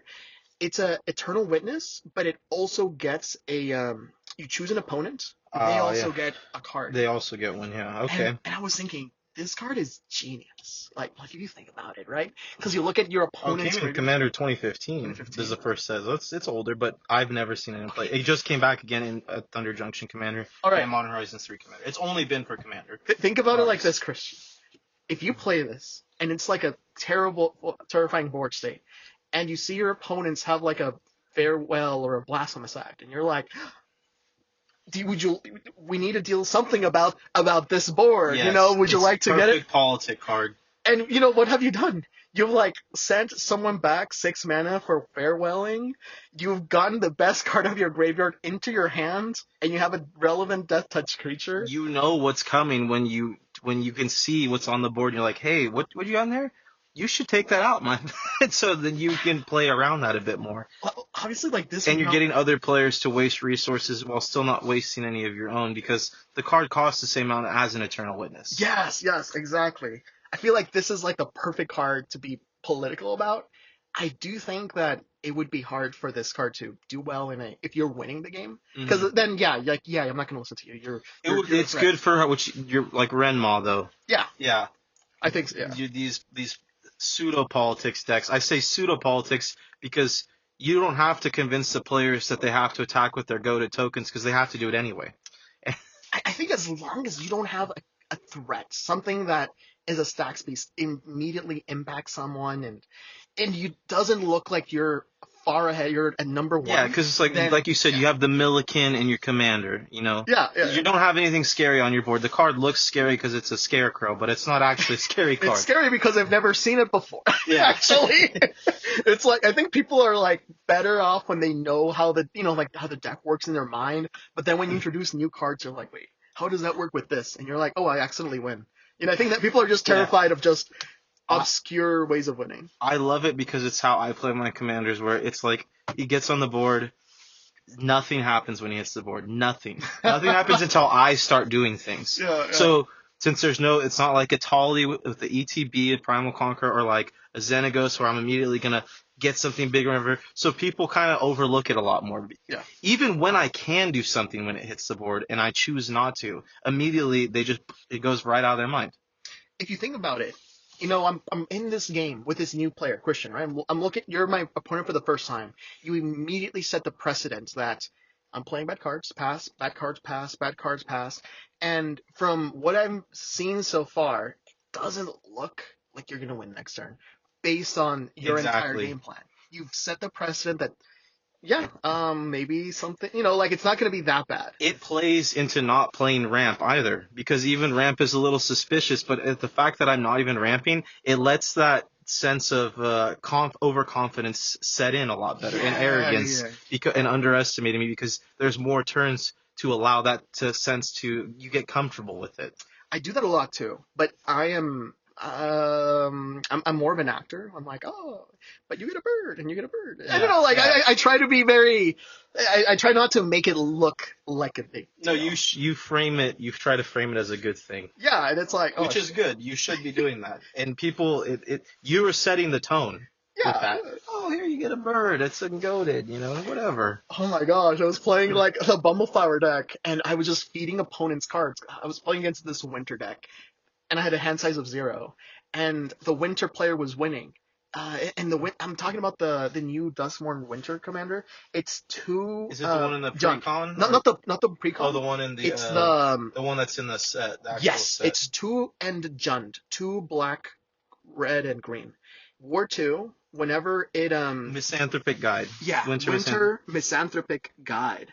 Word 2, at the beginning of your upkeep, each player draws 2 cards. Okay, that sounds great, until you hear the last part.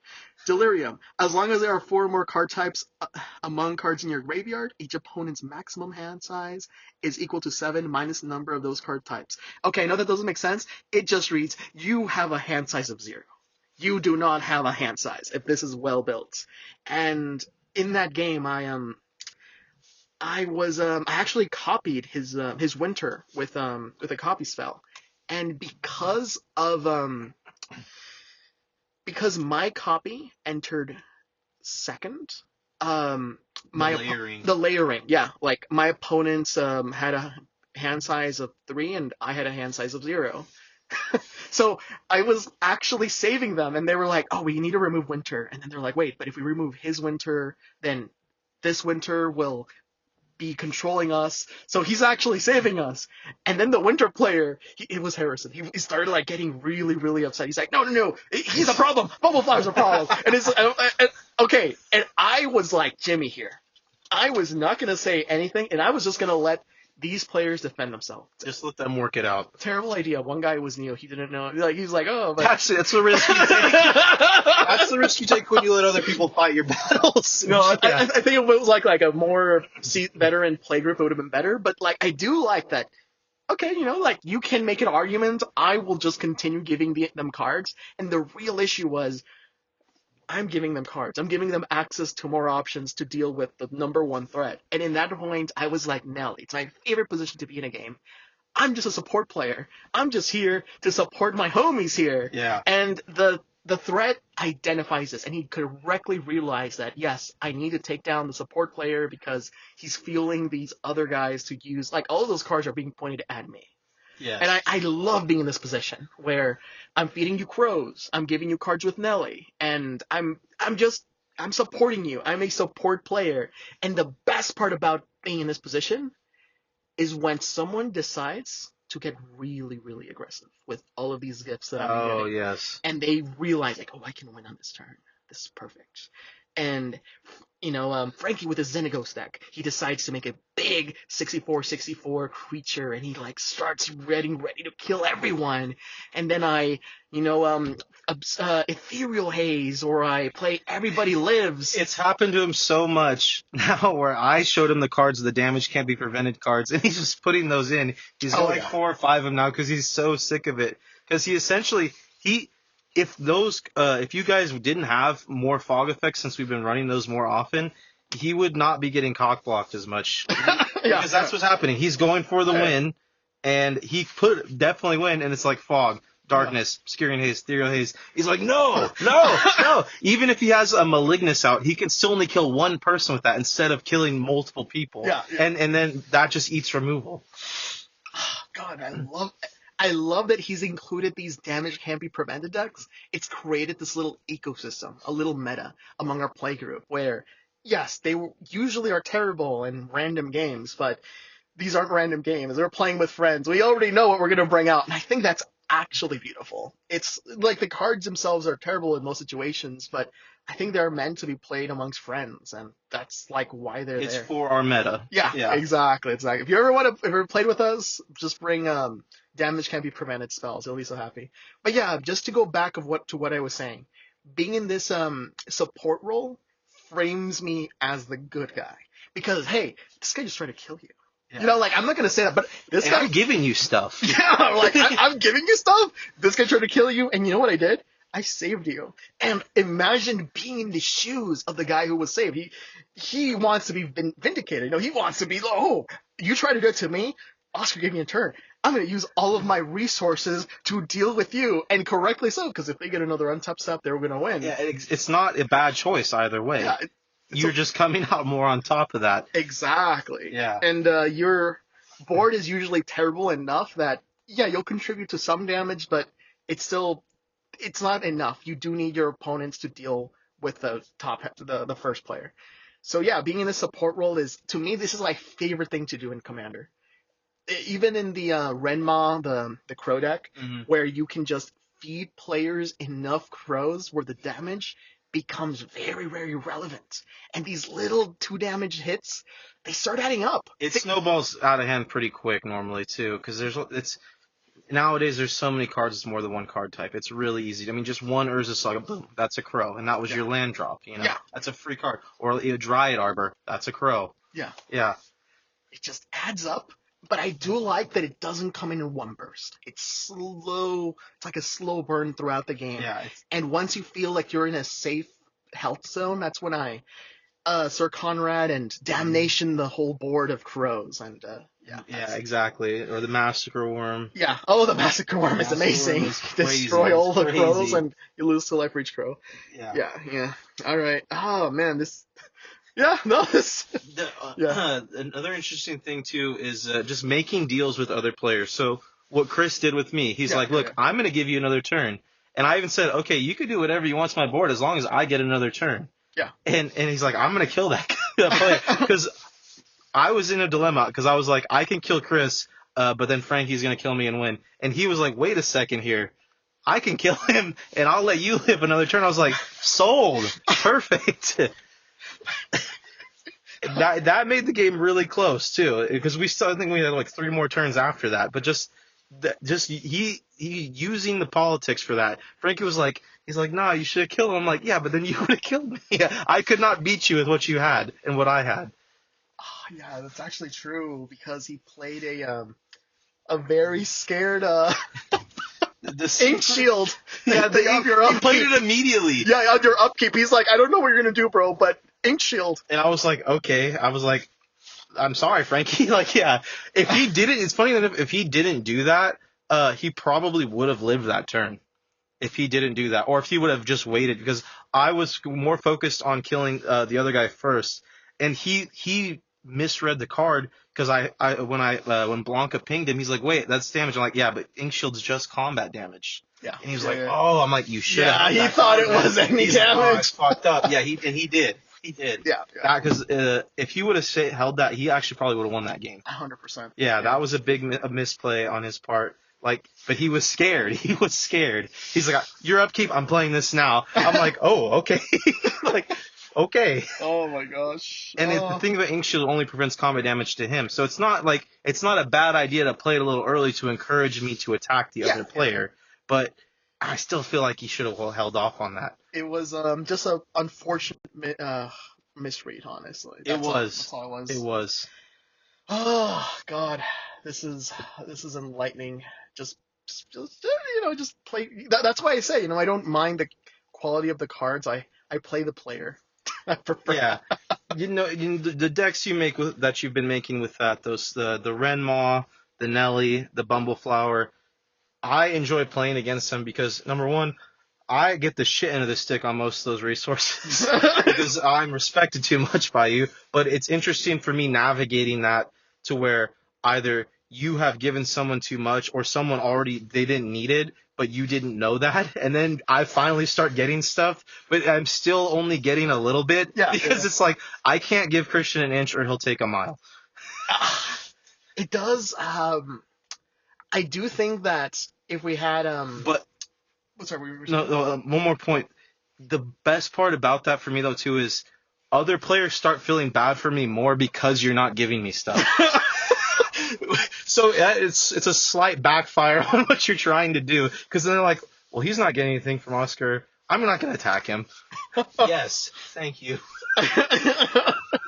Even when you try to convince me, like, nah, I'll just hit the other guy. Oh my gosh. I mean, that's why Curse of Opulence do. I figured, yeah. It was like, there's a lot of factors. It's who can use the mana more effectively. The mana the gold tokens carry over, and I do think that at the end of the day, it is like you're just too tough of an opponent if you have all of the gifts, and if we don't have other people like that in the table as well. Well, when other people aren't going to start harassing me, I mean, it's not real harassing me. Yeah. I say it's harassing because I'm playing on people's pity. Yeah. But it's really just you need to attack me early, otherwise, I'm gonna literally explode. The way you could describe it plain is you're just watching the fuse. It's a super long fuse. Every time I play some rinky-dink card, that fuse all of a sudden has just been cut in half, and then it blows up and I win the game. There we go. The Curse of Opulence lets you urge opponents to attack me by giving them free resources, and you get a free resource as well. And the card is so cheap; it's 1 mana, and it did save Chris even with the rest in peace because he was a bit mana screwed on colors. Yeah, and those gold tokens saved him, and he only got like 3 or 4 all game. And that game lasts like 14, 15 turns. So that's a lot for. He was incentivized to attack you just for that for gold. the gold, exactly. And I think that was alone. amazing. Yeah. If anything, I love that game because I felt bad for the guy. He wasn't like doing much. He got rest in peace and he couldn't win. But being able to see someone get back into a game feels really fulfilling. As long as they're not using it to kill me. Yeah. Thankfully, Frankie did that. Yeah, thankfully, we have other friends who noticed. You even said, well, you could kill him too. And I'm like, you could kill me too. I'm going to kill Oscar. Yes, good call. Perfect. No, I want to go back really quickly to when you were talking about Blanka and your dirtling effects, because if you think about it, it's quite genius because because you take advantage of our pattern recognition, right? You look at someone's board and you only have enough context clues to try to figure someone out. They play a scry land, not even a surveil land. They play a terramorphic expanse. Evolving Wilds. Yes. And it's like that's the first card you cut in a precon. And then or the vivid lands that I play that come in tapped. And then they get the charge counters, and you can tap them for any color and remove a charge counter. He plays a Temple of the False God on turn 2. Yeah. And then he plays Yavimaya. And you're like, what is this guy? If I have no turn 2 plan, I play that Temple of False God. People are like, did he read the card? Does he not have any? Maybe he has no lands. But then the turn 3 Yavimaya, if I'm not doing anything turn 2, Temple's going down. It's oh my god, it truly is an experience, man. We need to have a talk just of Temple of False God. That is one of the cards that has bled in everybody's decks. For one, it's a meme. It's the card you always cut from your deck, right? 100%. I got you to put the card back in your decks. I have it in every deck now that has Tempt with Discovery. Because for one, for one, I love that card because of what it communicates to the board. You Tempt with Discovery, you immediately refund 2 mana back. 4 mana, get 2 mana back. That's a good rate, and it's an untapped land source. Yeah. It is good rate. It's good rate. It's like, okay, but you also show to your opponents you're not running Cabal Coffers or Urborg, and then you say, oh, if you guys take it, I'll probably get my second best land, which is a command tower. Oh my god, that's a good deal. Okay, that's amazing. That's why it works in any green deck, in my opinion. I think it belongs in 2 because there's almost always going to be someone behind in some way who will take the deal. It's probably happened that I've seen playing with you and Angel, who also runs the card. With you guys, I've only seen 3 times where nobody takes it. Yeah. I think framing it helps a lot, especially when you frame it as you're not going to get a ridiculous amount of value. You already got it. Any value that you get is diminished from here on outwards. And that helps sell it quite well. It's still a bad deal. You should never take it. But if you're behind, especially if you're behind, these 2 guys can deal with you. I need to get back into the game. That's my plan. And I will take the land if I'm in that position. Because I just need to develop. I need a chance to get back into the game. Tempt with Discovery is a card that goes down in value the more land destruction players would run. If they would. Even just a Ghost Quarter. Which is, it's not at Strip Mine, but it's cheap. There was this one guy, he posted on Reddit. He's like, he plays Tempt with Discovery, and he brings out Strip Mine. And he says to the first guy, if you don't get a land, I'm strip mining your command tower. And so he gets a land. And then the next guy says, if you don't get a land, I'm going to wasteland and strip mine your 2 lands. And so he gets a land, Yes. and then he does the same thing to the third guy. Oh my goodness. Oh my god, it was like the blackmail, dude. What the... I had a deck I was theory crafting at one point with Ghost Quarter, because Ghost Quarter lets them search for land after it's blown up. Yeah. And what it would be, I would be abusing like Crucible of Worlds and Explore effects to blow up people's lands to get them to drag more lands out of their deck because they don't want to fall behind. And then I play like an Armageddon. And now they can't recover because they've already been bringing their lands out because they didn't want to fall behind before. Oh my god. Oh, that was your desert deck, right? Yeah, Oh, that was God. one of the things to do, and that is basically like, oh, I'll blow up your land, but you'll get a land coming out, and I keep doing that. Okay, you got the lands out? Okay, well now there's an Armageddon. Now you will not recover at all, because I blew up all of your lands. I pulled them out of your deck to blow up. Unless you've been land taxing every turn and have a nice handful of lands, you're screwed. That's it. Oh my gosh. And that's like, it's a lot of work to get that to pop off, obviously. So that deck is kind of hit or miss. And that's not the only thing it does, but that's just a fun thing I can do with that. God, I think the worst part about Tempt of Discovery is that it abuses the fact that lands are such a hard permanent to remove. Few people bring in Armageddon unless they want to get like, like looked down. It's like, oh, you brought that into a game. You should disclose it. I think you do have to, but it abuses the fact that land destruction is just not frowned upon, or it is frowned upon. I think the thing with land destruction is there's people who play Armageddon, and I have nothing against the card itself, but when people just throw it in there and they just play it, and then there's no game plan, it's just, okay, the game will now take 2 more hours. I've had more games where people do have a game plan. They're gonna, to fairies or heroic intervention and then Armageddon. But then what happens realistically is they get really far behind and they play it because they're just, even though they do have a plan, they're just like, you know what? You guys can all die with me. Yeah, exactly. That's the problem with the card. If I think people should run stuff like that if they're playing any landfall deck, because you will recover the fastest. Yeah. And you can play around it. But like the problem with the reputation it comes with it is because there's people who just slap it down and then it's like, okay, now the game drags on forever. Like a board wipe tribal, or like the game I was playing today with a life gain deck where the guy the game was already dragging a bit. I had the test of endurance in my hand, where if I have 50 or more life in my upkeep, I win the game. I had 100 life. I'm like, look, I'm not going to play this because I have a really good board. I'm going to try to win some other way. And then the board got wiped, and there was no capitalization on that. I'm like, okay, well, now I'm going to play this because I want to get to the next game. That ended up getting removed. That's fine. I was like, great. Game was dragging a bit. One guy played Natali. He got Myochroma's will off. That would have won him the game. And then the other player was like, okay, well, hold on a second here. And he played the Aetherized, so return to all attacking creatures to owner's hand. Oh. Then after he played that, the other person took their turn, and before it even gets to this guy's turn, he's like, yeah, I think I'm going to scoop. Oh. And I'm like, oh my god, why didn't you just let that guy win then? Because he wasn't scooping to leave. He was just scooping because he's like, oh, I don't see myself winning this game. I'm like, so just let him win. We'll go to the next one. Like, oh, you're holding us here hostage. I had like a reverse moment of that.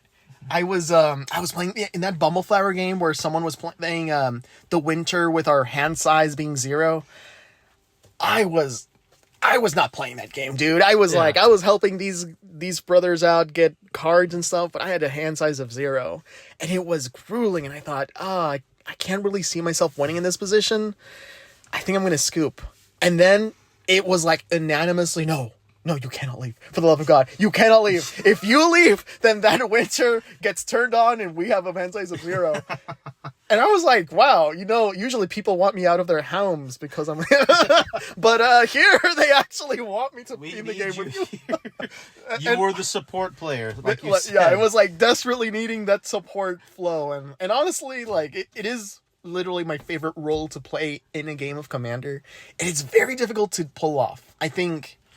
you need to play from behind, and you intentionally do things that are not as optimal, but you walk a tightrope. Yeah, it is a tightrope. It's a tightrope. But the moment you break it, and you will break it because you do intend to win that game. Mm-hmm. That's when you're, you intend to win. Like, yeah, you're gonna overrun effects come out. Your Elish Norns come out.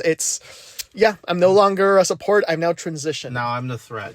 Yeah. But if you think about what that does, right? It lets removal and other things go in other ways while you try to, just keep a low profile. You're drawing cards with Nelly, but nothing seems that terrifying. It's just a bunch of random ramp. Mm-hmm. You need to walk that tightrope. And when you come out with claws out, you are intending to win the game.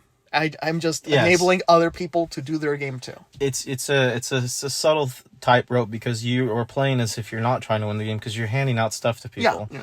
But you are trying to win. You are, absolutely. Back to the Armageddon thing. Yeah.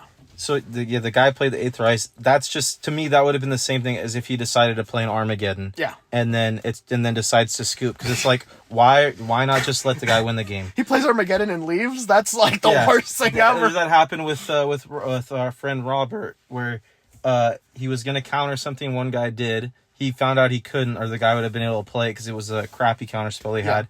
And then I play something, and then he decides to counter it. And then he gets to his turn, is like, oh, I'm gonna go, but he knew he was going to go before he did that. And I'm like, why even bother? Why even bother doing that? Man, like, he just basically like a big like, oh yeah, screw you, Christian, is what it was. But he was just playing something to play something, and then he was like, I'm leaving, and I'm like, it's like I was like, okay.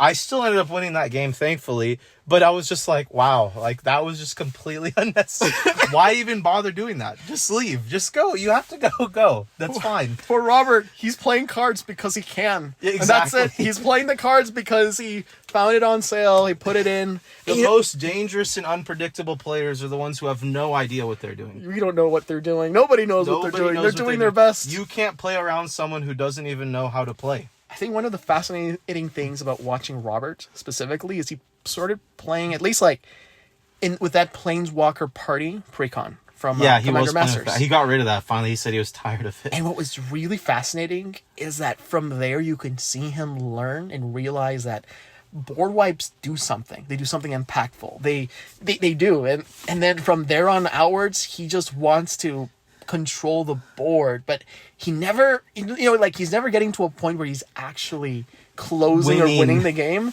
But he's keeping everyone from doing things. Yeah. It's almost like he's playing stacks, but he's not. Yeah. Yeah, it's like... I think you really summarized there where he's doing something impactful and he's recognizing that it's impactful. Yeah. But he's not winning the game. But it doesn't move the needle in his direction. Exactly. Which is the kind of unfortunate thing. He just realized that, this is something I can do to have a huge impact. Because 4 mana to Damnation, 4 mana, that's a very impactful thing. But you got to do something to move the needle in your way. You can blow up everyone's creatures 10 times a game, but if you're also not even just attacking them, then nothing's happening. That's actually something I love about the Rendmaw deck, because rather than having sack outlets, it uses Damnation as a sacrifice outlet. And because I'm using it as a sacrifice outlet, it's also it's a board wipe too, and most people only see it as a board wipe. I see it as a win con that can, win me the game later on. But so it it's in 2 Venn diagrams. It's a win condition, it destroys everything and turns on all my pingers, but it also, in a jiffy, I can just use it as a board wipe. And that's what I like about it. It actually has a lot of interaction with its strategy, right? Here the audio cut off, but to give you context, Christian is talking about our friend who plays cards for the sake of playing cards. If he reaches 4 mana, he's going to destroy the board because he has 4 mana, and he's going to do that. He doesn't really factor in the board state, but he has 4 mana, so he's going to destroy everything. That's a cool card that does cool stuff, so I'm going to do that. Yeah. And that's they're just doing it just to see the cool stuff unravel. But it's the cool stuff is just it's not moving the game forward. That was a cool play you did. Or, I get to slam down like my Galta or something like that. Yeah. And it's like, okay, and then that's it. I don't attack with him ever. He just sits there, even though there's 2 people with no blockers. And I'm like, what's going on? Can we get to the end of the game? I have it too, like, I was playing with someone, they had a 1 with the multiverse out. Yeah. So that's free spells every turn. I was playing a life game and they had Erebos God of the Dead, so shut me down. Yeah. And they had other stuff, and they were playing huge bombs and they weren't attacking. And I let them not attack, but then after a turn, I'm like, oh, you should have attacked. Yeah. I told him that 4 times. Didn't, in a row. The other player was playing, they were playing tokens, but also life gain. So they were kind of shut down too. And so they were playing short turns, but I still was reminding this guy at the end of every one of his turns that he should have attacked, and he still wasn't doing it. I eventually grinded the game out and won, but that's not how I wanted to play. I would have much rather he won, and because I probably could have. That game lasted 2.5 hours. It should have lasted 45 minutes. So it's like, in that span of time, I could have played 3 of those games instead of just 1. And it could have been 3 fulfilling games. Like, I would have been fine. I was doing well until he played that Erebos. So I was fine if he would have just won right there. And he could have, but he didn't. And it's just like, I can't hold their hand. These are adults, you know. I don't know what he's doing here for fun. That could be very fun to him, and I don't want to take that away from him. But for me, I'm just sitting there like, oh my goodness, just kill me, please. This poor man, you know, he's working grave hour shifts. He's been killing himself all week, and this is this one thing he looks forward to. He's like, yes, at the end of the day, I can go to my favorite LGS, and then he goes to it, and he's excited. He's like, oh, Oscar, how you doing? And I'm like, oh, hey, how you doing, Robert? I'm gonna show you my deck. And I'm like, oh, cool, what is it? Check this out, Damnation. Yeah. And I'm like fluttering my eyes. I'm like, of course this happens too. Like, I'm not playing with you because with you, I can rely on your goat stuff to push the game forward no matter what.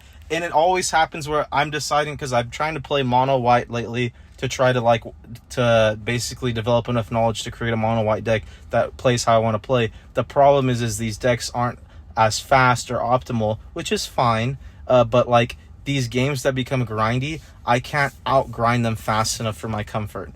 And it's like I should have just played Blanka. I should have played another deck where I can just if I can finish the game when I want to. Okay. Yeah, like when it comes to that point, it's like, okay, you know what? Yeah, I'm just gonna win right now so we can go to the next game. It's like, I'm not trying to be disrespectful. It's just like, okay, yes, okay, guys, I win. Next game.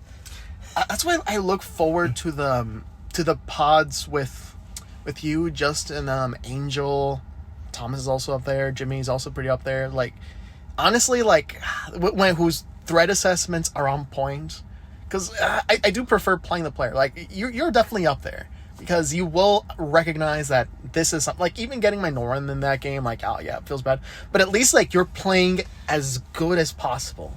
And that's how I want to be playing. Like, I want to be challenged up so I can improve. And I don't know if you have that same feeling against me, but, like, I will try to do my best to, at the end of the day, win, right? Exactly. Like, yeah. I appreciate that, because I enjoy the spirit of competition of the game, and I like winning by the skin of my teeth or barely losing.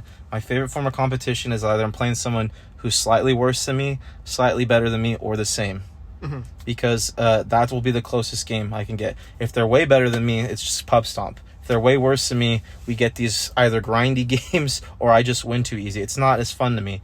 And so I do try to elevate players when I can, too, by helping or telling them, hey, maybe you should attack. Mm-hmm. Hey, you're casting free spells every turn. Like, you got some big stuff here. Why don't you end the game, you know? Mm-hmm. I try to do that because I want everyone to get... I want them to get past me in skill level so then I can start getting better by them elevating me. But that's why I enjoy playing with you and our other people in our play group, that the good threat assessment, I'm barely winning, you know? It's like literally by the skin of my teeth. That is my preferred method of playing. It's for the competition. I like someone who is miles ahead, but we use the same decks because they are doing something that I could be doing better. And I'm trying to identify what those things are. Mm-hmm. As small as, even the smallest thing, like that Terramorphic Expanse, and how that changes somebody's perception of you. Sure, it's never going to be a competitive thing that we will ever do, but but I still like look at that and think, why is this person doing? Trying to understand the thought process that goes behind it. The psychological impact of a card like Terramorphic Expanse or Evolving Wilds is so ridiculously big. Yeah. It's so big because the card shop we frequent Yeah. has a lot of, as players of varying skill levels. There's a lot of CDH players there since they've been holding more CDH tournaments. These CDH players also like playing high power casual, higher power casual. But there's also a decent amount of actual casual players there. I'm thankful that the majority of the people there have just varying power levels to play, and that the majority of players there also have CDH experience, so they're good players or good enough, you know. It also helps because that just lets me take advantage of them so much more because they see the Evolving Wilds, immediately in their mind, this guy's not that good, and it's like, yes, think that, please, because they're so used to the CDH environment, and I can tell who these players are even when I haven't seen them play them, because if I make any comments about power level or whatever, I normally just play, I'm like, just play whatever. Just do whatever you want. And I see what they have, and I can normally read what they have pretty well, you know? Because I'm doing the same thing they're doing when someone plays in Evolving Wilds. Is this player crappy? Are they just playing on a lower budget? What's going on? I'm doing the exact same thing they're doing. I'm only just slightly wiser to it because I take advantage of that kind of stuff. You see yourself. Exactly. And so these players, they'll see me play stuff, or like the turn 2 Temple of the False God, and that literally just boggles their mind so much. Right? It's like, who is this player? What Are is they he any doing? good? Are they? Did they did this ironically? Did they just? Did not he read even it? read his card? Is this the best land he has? Did he just not have any lands? Did he just see land and just throw that in there like 2 mana? Wow. And it's just oh my gosh, it's compounded with the dumb uncle act that you bring in, and you're trying to read this guy, and you go, I think he is like stupid. I don't know. Exactly. Like, maybe he just doesn't know how to play that well. Like, yeah. Is this his first time playing? What, he bought a secret lair to see like Street Fighter or something? Like, yeah. It's a fighter deck, of course. Yeah. No, yeah, but these little, even the smallest thing, there is a reason behind it. And I think you can't just pin down one thing in a commander game. It's a combination of these small little increments thing. You know, like maybe because I put in a Badlands or some volcanic island proxy.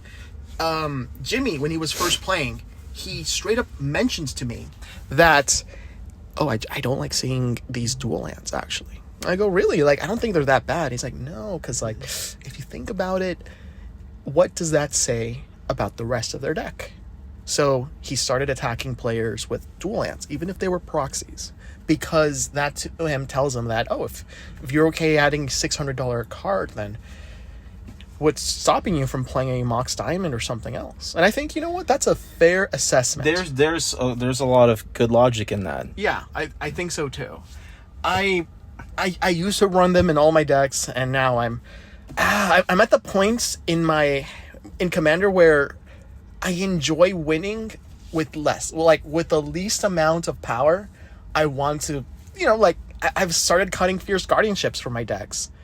I've been like, even before it was banned, like I cut Dockside from Slimefoot and Squee and just started challenging myself. And like to me, I would much rather prefer a very tight win, like you said, something by the skin of my teeth.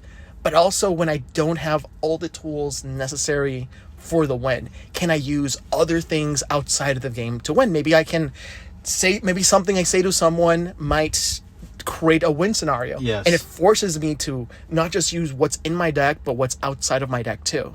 And maybe it's because I'm an extrovert and I love talking to people. Except with Christian, for some reason I don't make deals with him.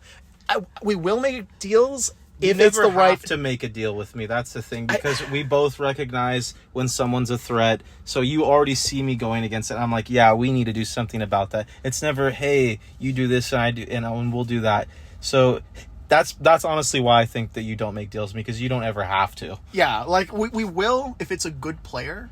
But we want to get in like the same wavelengths. Hey, you could have not done that. I've also come out on top of every deal we've made. Oh, So I don't know if you have a negative bias towards that, because I think I've made like 2 deals with you, and both of them were literally like, you will get the turn, and that was all I needed. You will get a turn. I even let people destroy my stuff. They're like, as long as I get one more turn, I'm like, okay, I'll take one more turn. Yeah. And that's all I needed. That's all I needed. God, like you and Jimmy already see through my tricks. You understand how the card advantage works with Nelly. Like, it eventually I will always come out on top. So it feels like I can't really like negotiate with you two. Like, it's exactly because we don't want to go negotiate with you. But the thing is, you will take the Nelly deal when you're behind. Jimmy won't. But you will, especially when nobody else does, and it's like, okay, cool. I'll get my 1 card, and you guys deal with Oscar. And Exactly. and I love that, because it, like, the first one to bite, it's like the first person that takes Tempt of Discovery. It's like, okay, well, that's on the table now. You just need one person, and it snowballs. I should not have said that, because now you're going to do it less. But who knows? Maybe you still do. No, I do. When I know I can take advantage of the resources you're giving, I do. When I know it's better to cut you off, or when I have nothing better to do, I just cut you off. Yeah. Because that's a fair play anytime. Mm-hmm. It's also a fair trade, because it's like, okay, I draw a card. I don't mind giving Christian a card, as long as I can, like, do my game plan. As long as I'm coming online and I will be a threat and be able to take down Christian at some point in the game. I just need to deal... Or I need to draw my Ethereal Haze. I need to find Ethereal Haze as fast as possible. Yes. Where is that Ethereal Haze? Where are my fogs? Yes, yeah. Yeah. It's... Oh my god, it's fantastic. Ugh. And I guess to bring this back to Kaalia, I just will say... Just play stax pieces and tell people you're playing stax pieces. That's the only way. Yeah. Destroy their lands. Stax is funny, because if you let people know beforehand... they'll be a lot more open to it than if you just slam it down. Yeah. Even if it literally has the same exact effect on the game plan, the psychological effect of you telling them it's in your deck, even if they don't even play around it, like, they will just feel better that you told them, which it's hilarious to me, because the card doesn't care if you told the players or not. It will do what it's supposed to do. But if you tell them beforehand, they'll be like, okay. Yeah. And then it's like, they won't be focusing, even if it's a freaking winter orb, unless obviously there's some players exceptions. They'll want to slit your throat. You play a winter orb, but like, they will feel just a lot better about it if you tell them you have some stax pieces in there. Honestly, I'm fine with it as long as I know about it, because it tells me, it sets a precedent of what the game is going to be. When we played today, when you played Nelly, I had that Boseiju in my hand starting, and it was a lower land starting hand, and I was like, I can't play this, because if Oscar plays his freaking stax pieces about 1 non-creature spell turn, I'm screwed. Yeah. Like, so I held that for a long time, and I even missed a land drop on purpose for that, because I'm like, I need to shut it down immediately. Also, it would have shut down Slicer if Slicer was going to kill me. Because you had the Slicer. And so that was also my backup plan for Slicer, if someone was going to hit me with, like, a big Slicer. That's true. I think it was, thankfully, on Frankie, who just equipped it with a sword. And I was like, no, I can't, like, let him just... I know. Well, he was blowing up your Nelly. You're like, okay, I can't do that. Yeah. Yeah. That was such a great deterrent play that... The worst part is I told him about it too. Well, I was going to tell him if you didn't, to be fair. I was like, just play like as optimally as possible, even if it hurts me, bro. I was like, yeah, kill Nelly. Don't give him cards. And he did it, because otherwise he was just hitting your face. I was like, perfect. He's not even hitting my face. This is amazing. Like, I was just sitting back during that. I was like, yes, do this, Frankie. Yes. In my head, I was like, please, thank you. Yes, hit him with 4 damage. Honestly, it didn't even send me back that much. I know because of the card draw. Yeah, it wasn't. But that's why I was like, just ping him for it, because it helps me. Yeah. I absolutely, just laying low, and like, he already. I played first too, so I had like the mana advantage too. Yeah, no, it was good. It was good all around. Yes, stax pieces can shut down Kaalia. It can also enable Kaalia when she plays her own, like the Dranith Magistrate, obviously, and it's in good colors for certain stax pieces. Like, how do you even? Oh man, because it's such a telegraphed card. Well, like that one guy we played against with his Kaalia. that was the best Kaalia deck Yes, I've because- ever seen in my life, dude. Yeah, he didn't. First of all, he didn't even say anything about it. Yeah. Didn't warn us. He didn't do his be like, guys, don't worry, I'm not gonna slap down the master cruelties. It's blah, not blah. that Kaalia. Yeah, he didn't say anything like that. Yeah. He just played it, and he didn't play the Kaalia until turn 10. He didn't play it till late in the game, and he even said like, because you're like, oh, master cruelties. He's like, actually, I don't run that. Yeah. And I loved the way he played it, because Kaalia is a very good card on its own, and it will draw the threat like the ire it should, because it's so good. But the way he was able to, it was like a control shell It for was it. it was a stax Kaalia. It's a control stax Yes, Kaalia. it was, and it worked out really well. Absolutely. Yeah. The cards that he brought with Kaalia were Visis, the oh my gosh, it was the one that says for a black you can put- Villas, Villas. Broker of Blood. Yeah, the Villas, one where Broker of whenever Blood. you lose life, you draw the mini cards. Exactly. Yes. Yeah. He was playing it for the value. And Yes. It was genius. He just wants the game to go as long as possible, stacks the board, and then eventually Just outvalue. value everybody. And he did. It was working so well. But It helped too that other players were playing threatening stuff too. So because if you're playing Kaalia, yeah, you'll get like what someone's attacking you with their mana dorks or whatever. Yeah. But if you don't actually play Kaalia herself, someone else is going to have a threat eventually, and normally around the time that you would have that. So the tension's going to shift. Yeah. And that lets you. And the thing is even if he had the Master Cruelties thing and he would just have waited for an opening like that, he could have swept in like that. Because there's other threats, and people have to deal with those, and then that leaves room for you. It's just as long as you can survive. So that could honestly be just a potential thing for Kaalia players: is don't blow your load too quick. Just wait. Just wait until let someone other else people is a develop, threat. Play Trouble in pairs and draw cards and draw and draw. Exactly. And wait, lay low and use her as a win condition instead of as of I kill one player immediately. Yeah, like a Crater Hoof almost. I mean, it's not killing everyone outright, but you're bringing it at a point in the game where you expect it's gonna go hit the battlefield, hit someone, and give you an insurmountable amount of value. I think that's what you have to do. You have to outvalue. That's how I like to do. I don't like playing it aggressively. Yeah. Just because it puts me in the back pedal for the other two opponents. I really enjoyed playing against it too, because it's unexpected. Yeah. Because it's like you see Kyle, you're like, okay, he's gonna slap that down, Master Cruelties or whatever. It's gonna be the same thing, He just started staxing us with these Archons to play one spell per turn, non-basic center tapped, and I'm thinking, what the heck is going on? Why is he staxing us like this? Isn't he getting aggressive? And he did it. And I think the one thing I had in that game, I don't know if you remembered, but I had a Wandering Archaic. That 5 mana creature that says whenever an opponent plays an instant or sorcery spell, they may pay 2 mana or else I copy it. And he happened to be sitting on Decree of Pain and a bunch of board wipes that would get him an insane amount of value, but they were very expensive.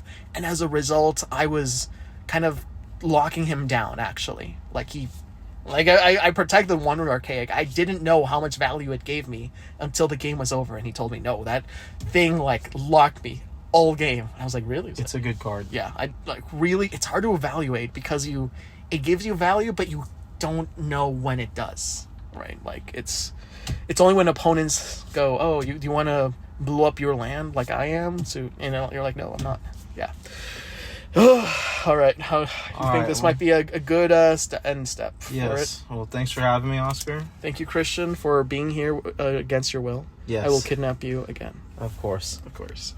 If anything, just for the love of God, hit that subscribe button, or we will beat you mercilessly in Commander. And Christian will look at you dead in the eyes, and he will play a Morphic Expanse, and he will give you the No worries. Yeah, but yeah, go for it. Sell a comment. Tell us how much we. Obviously, some of our takes are kind of out there. Let us know what you think about it in the comments. Yeah. What do you think? Yep. Yeah.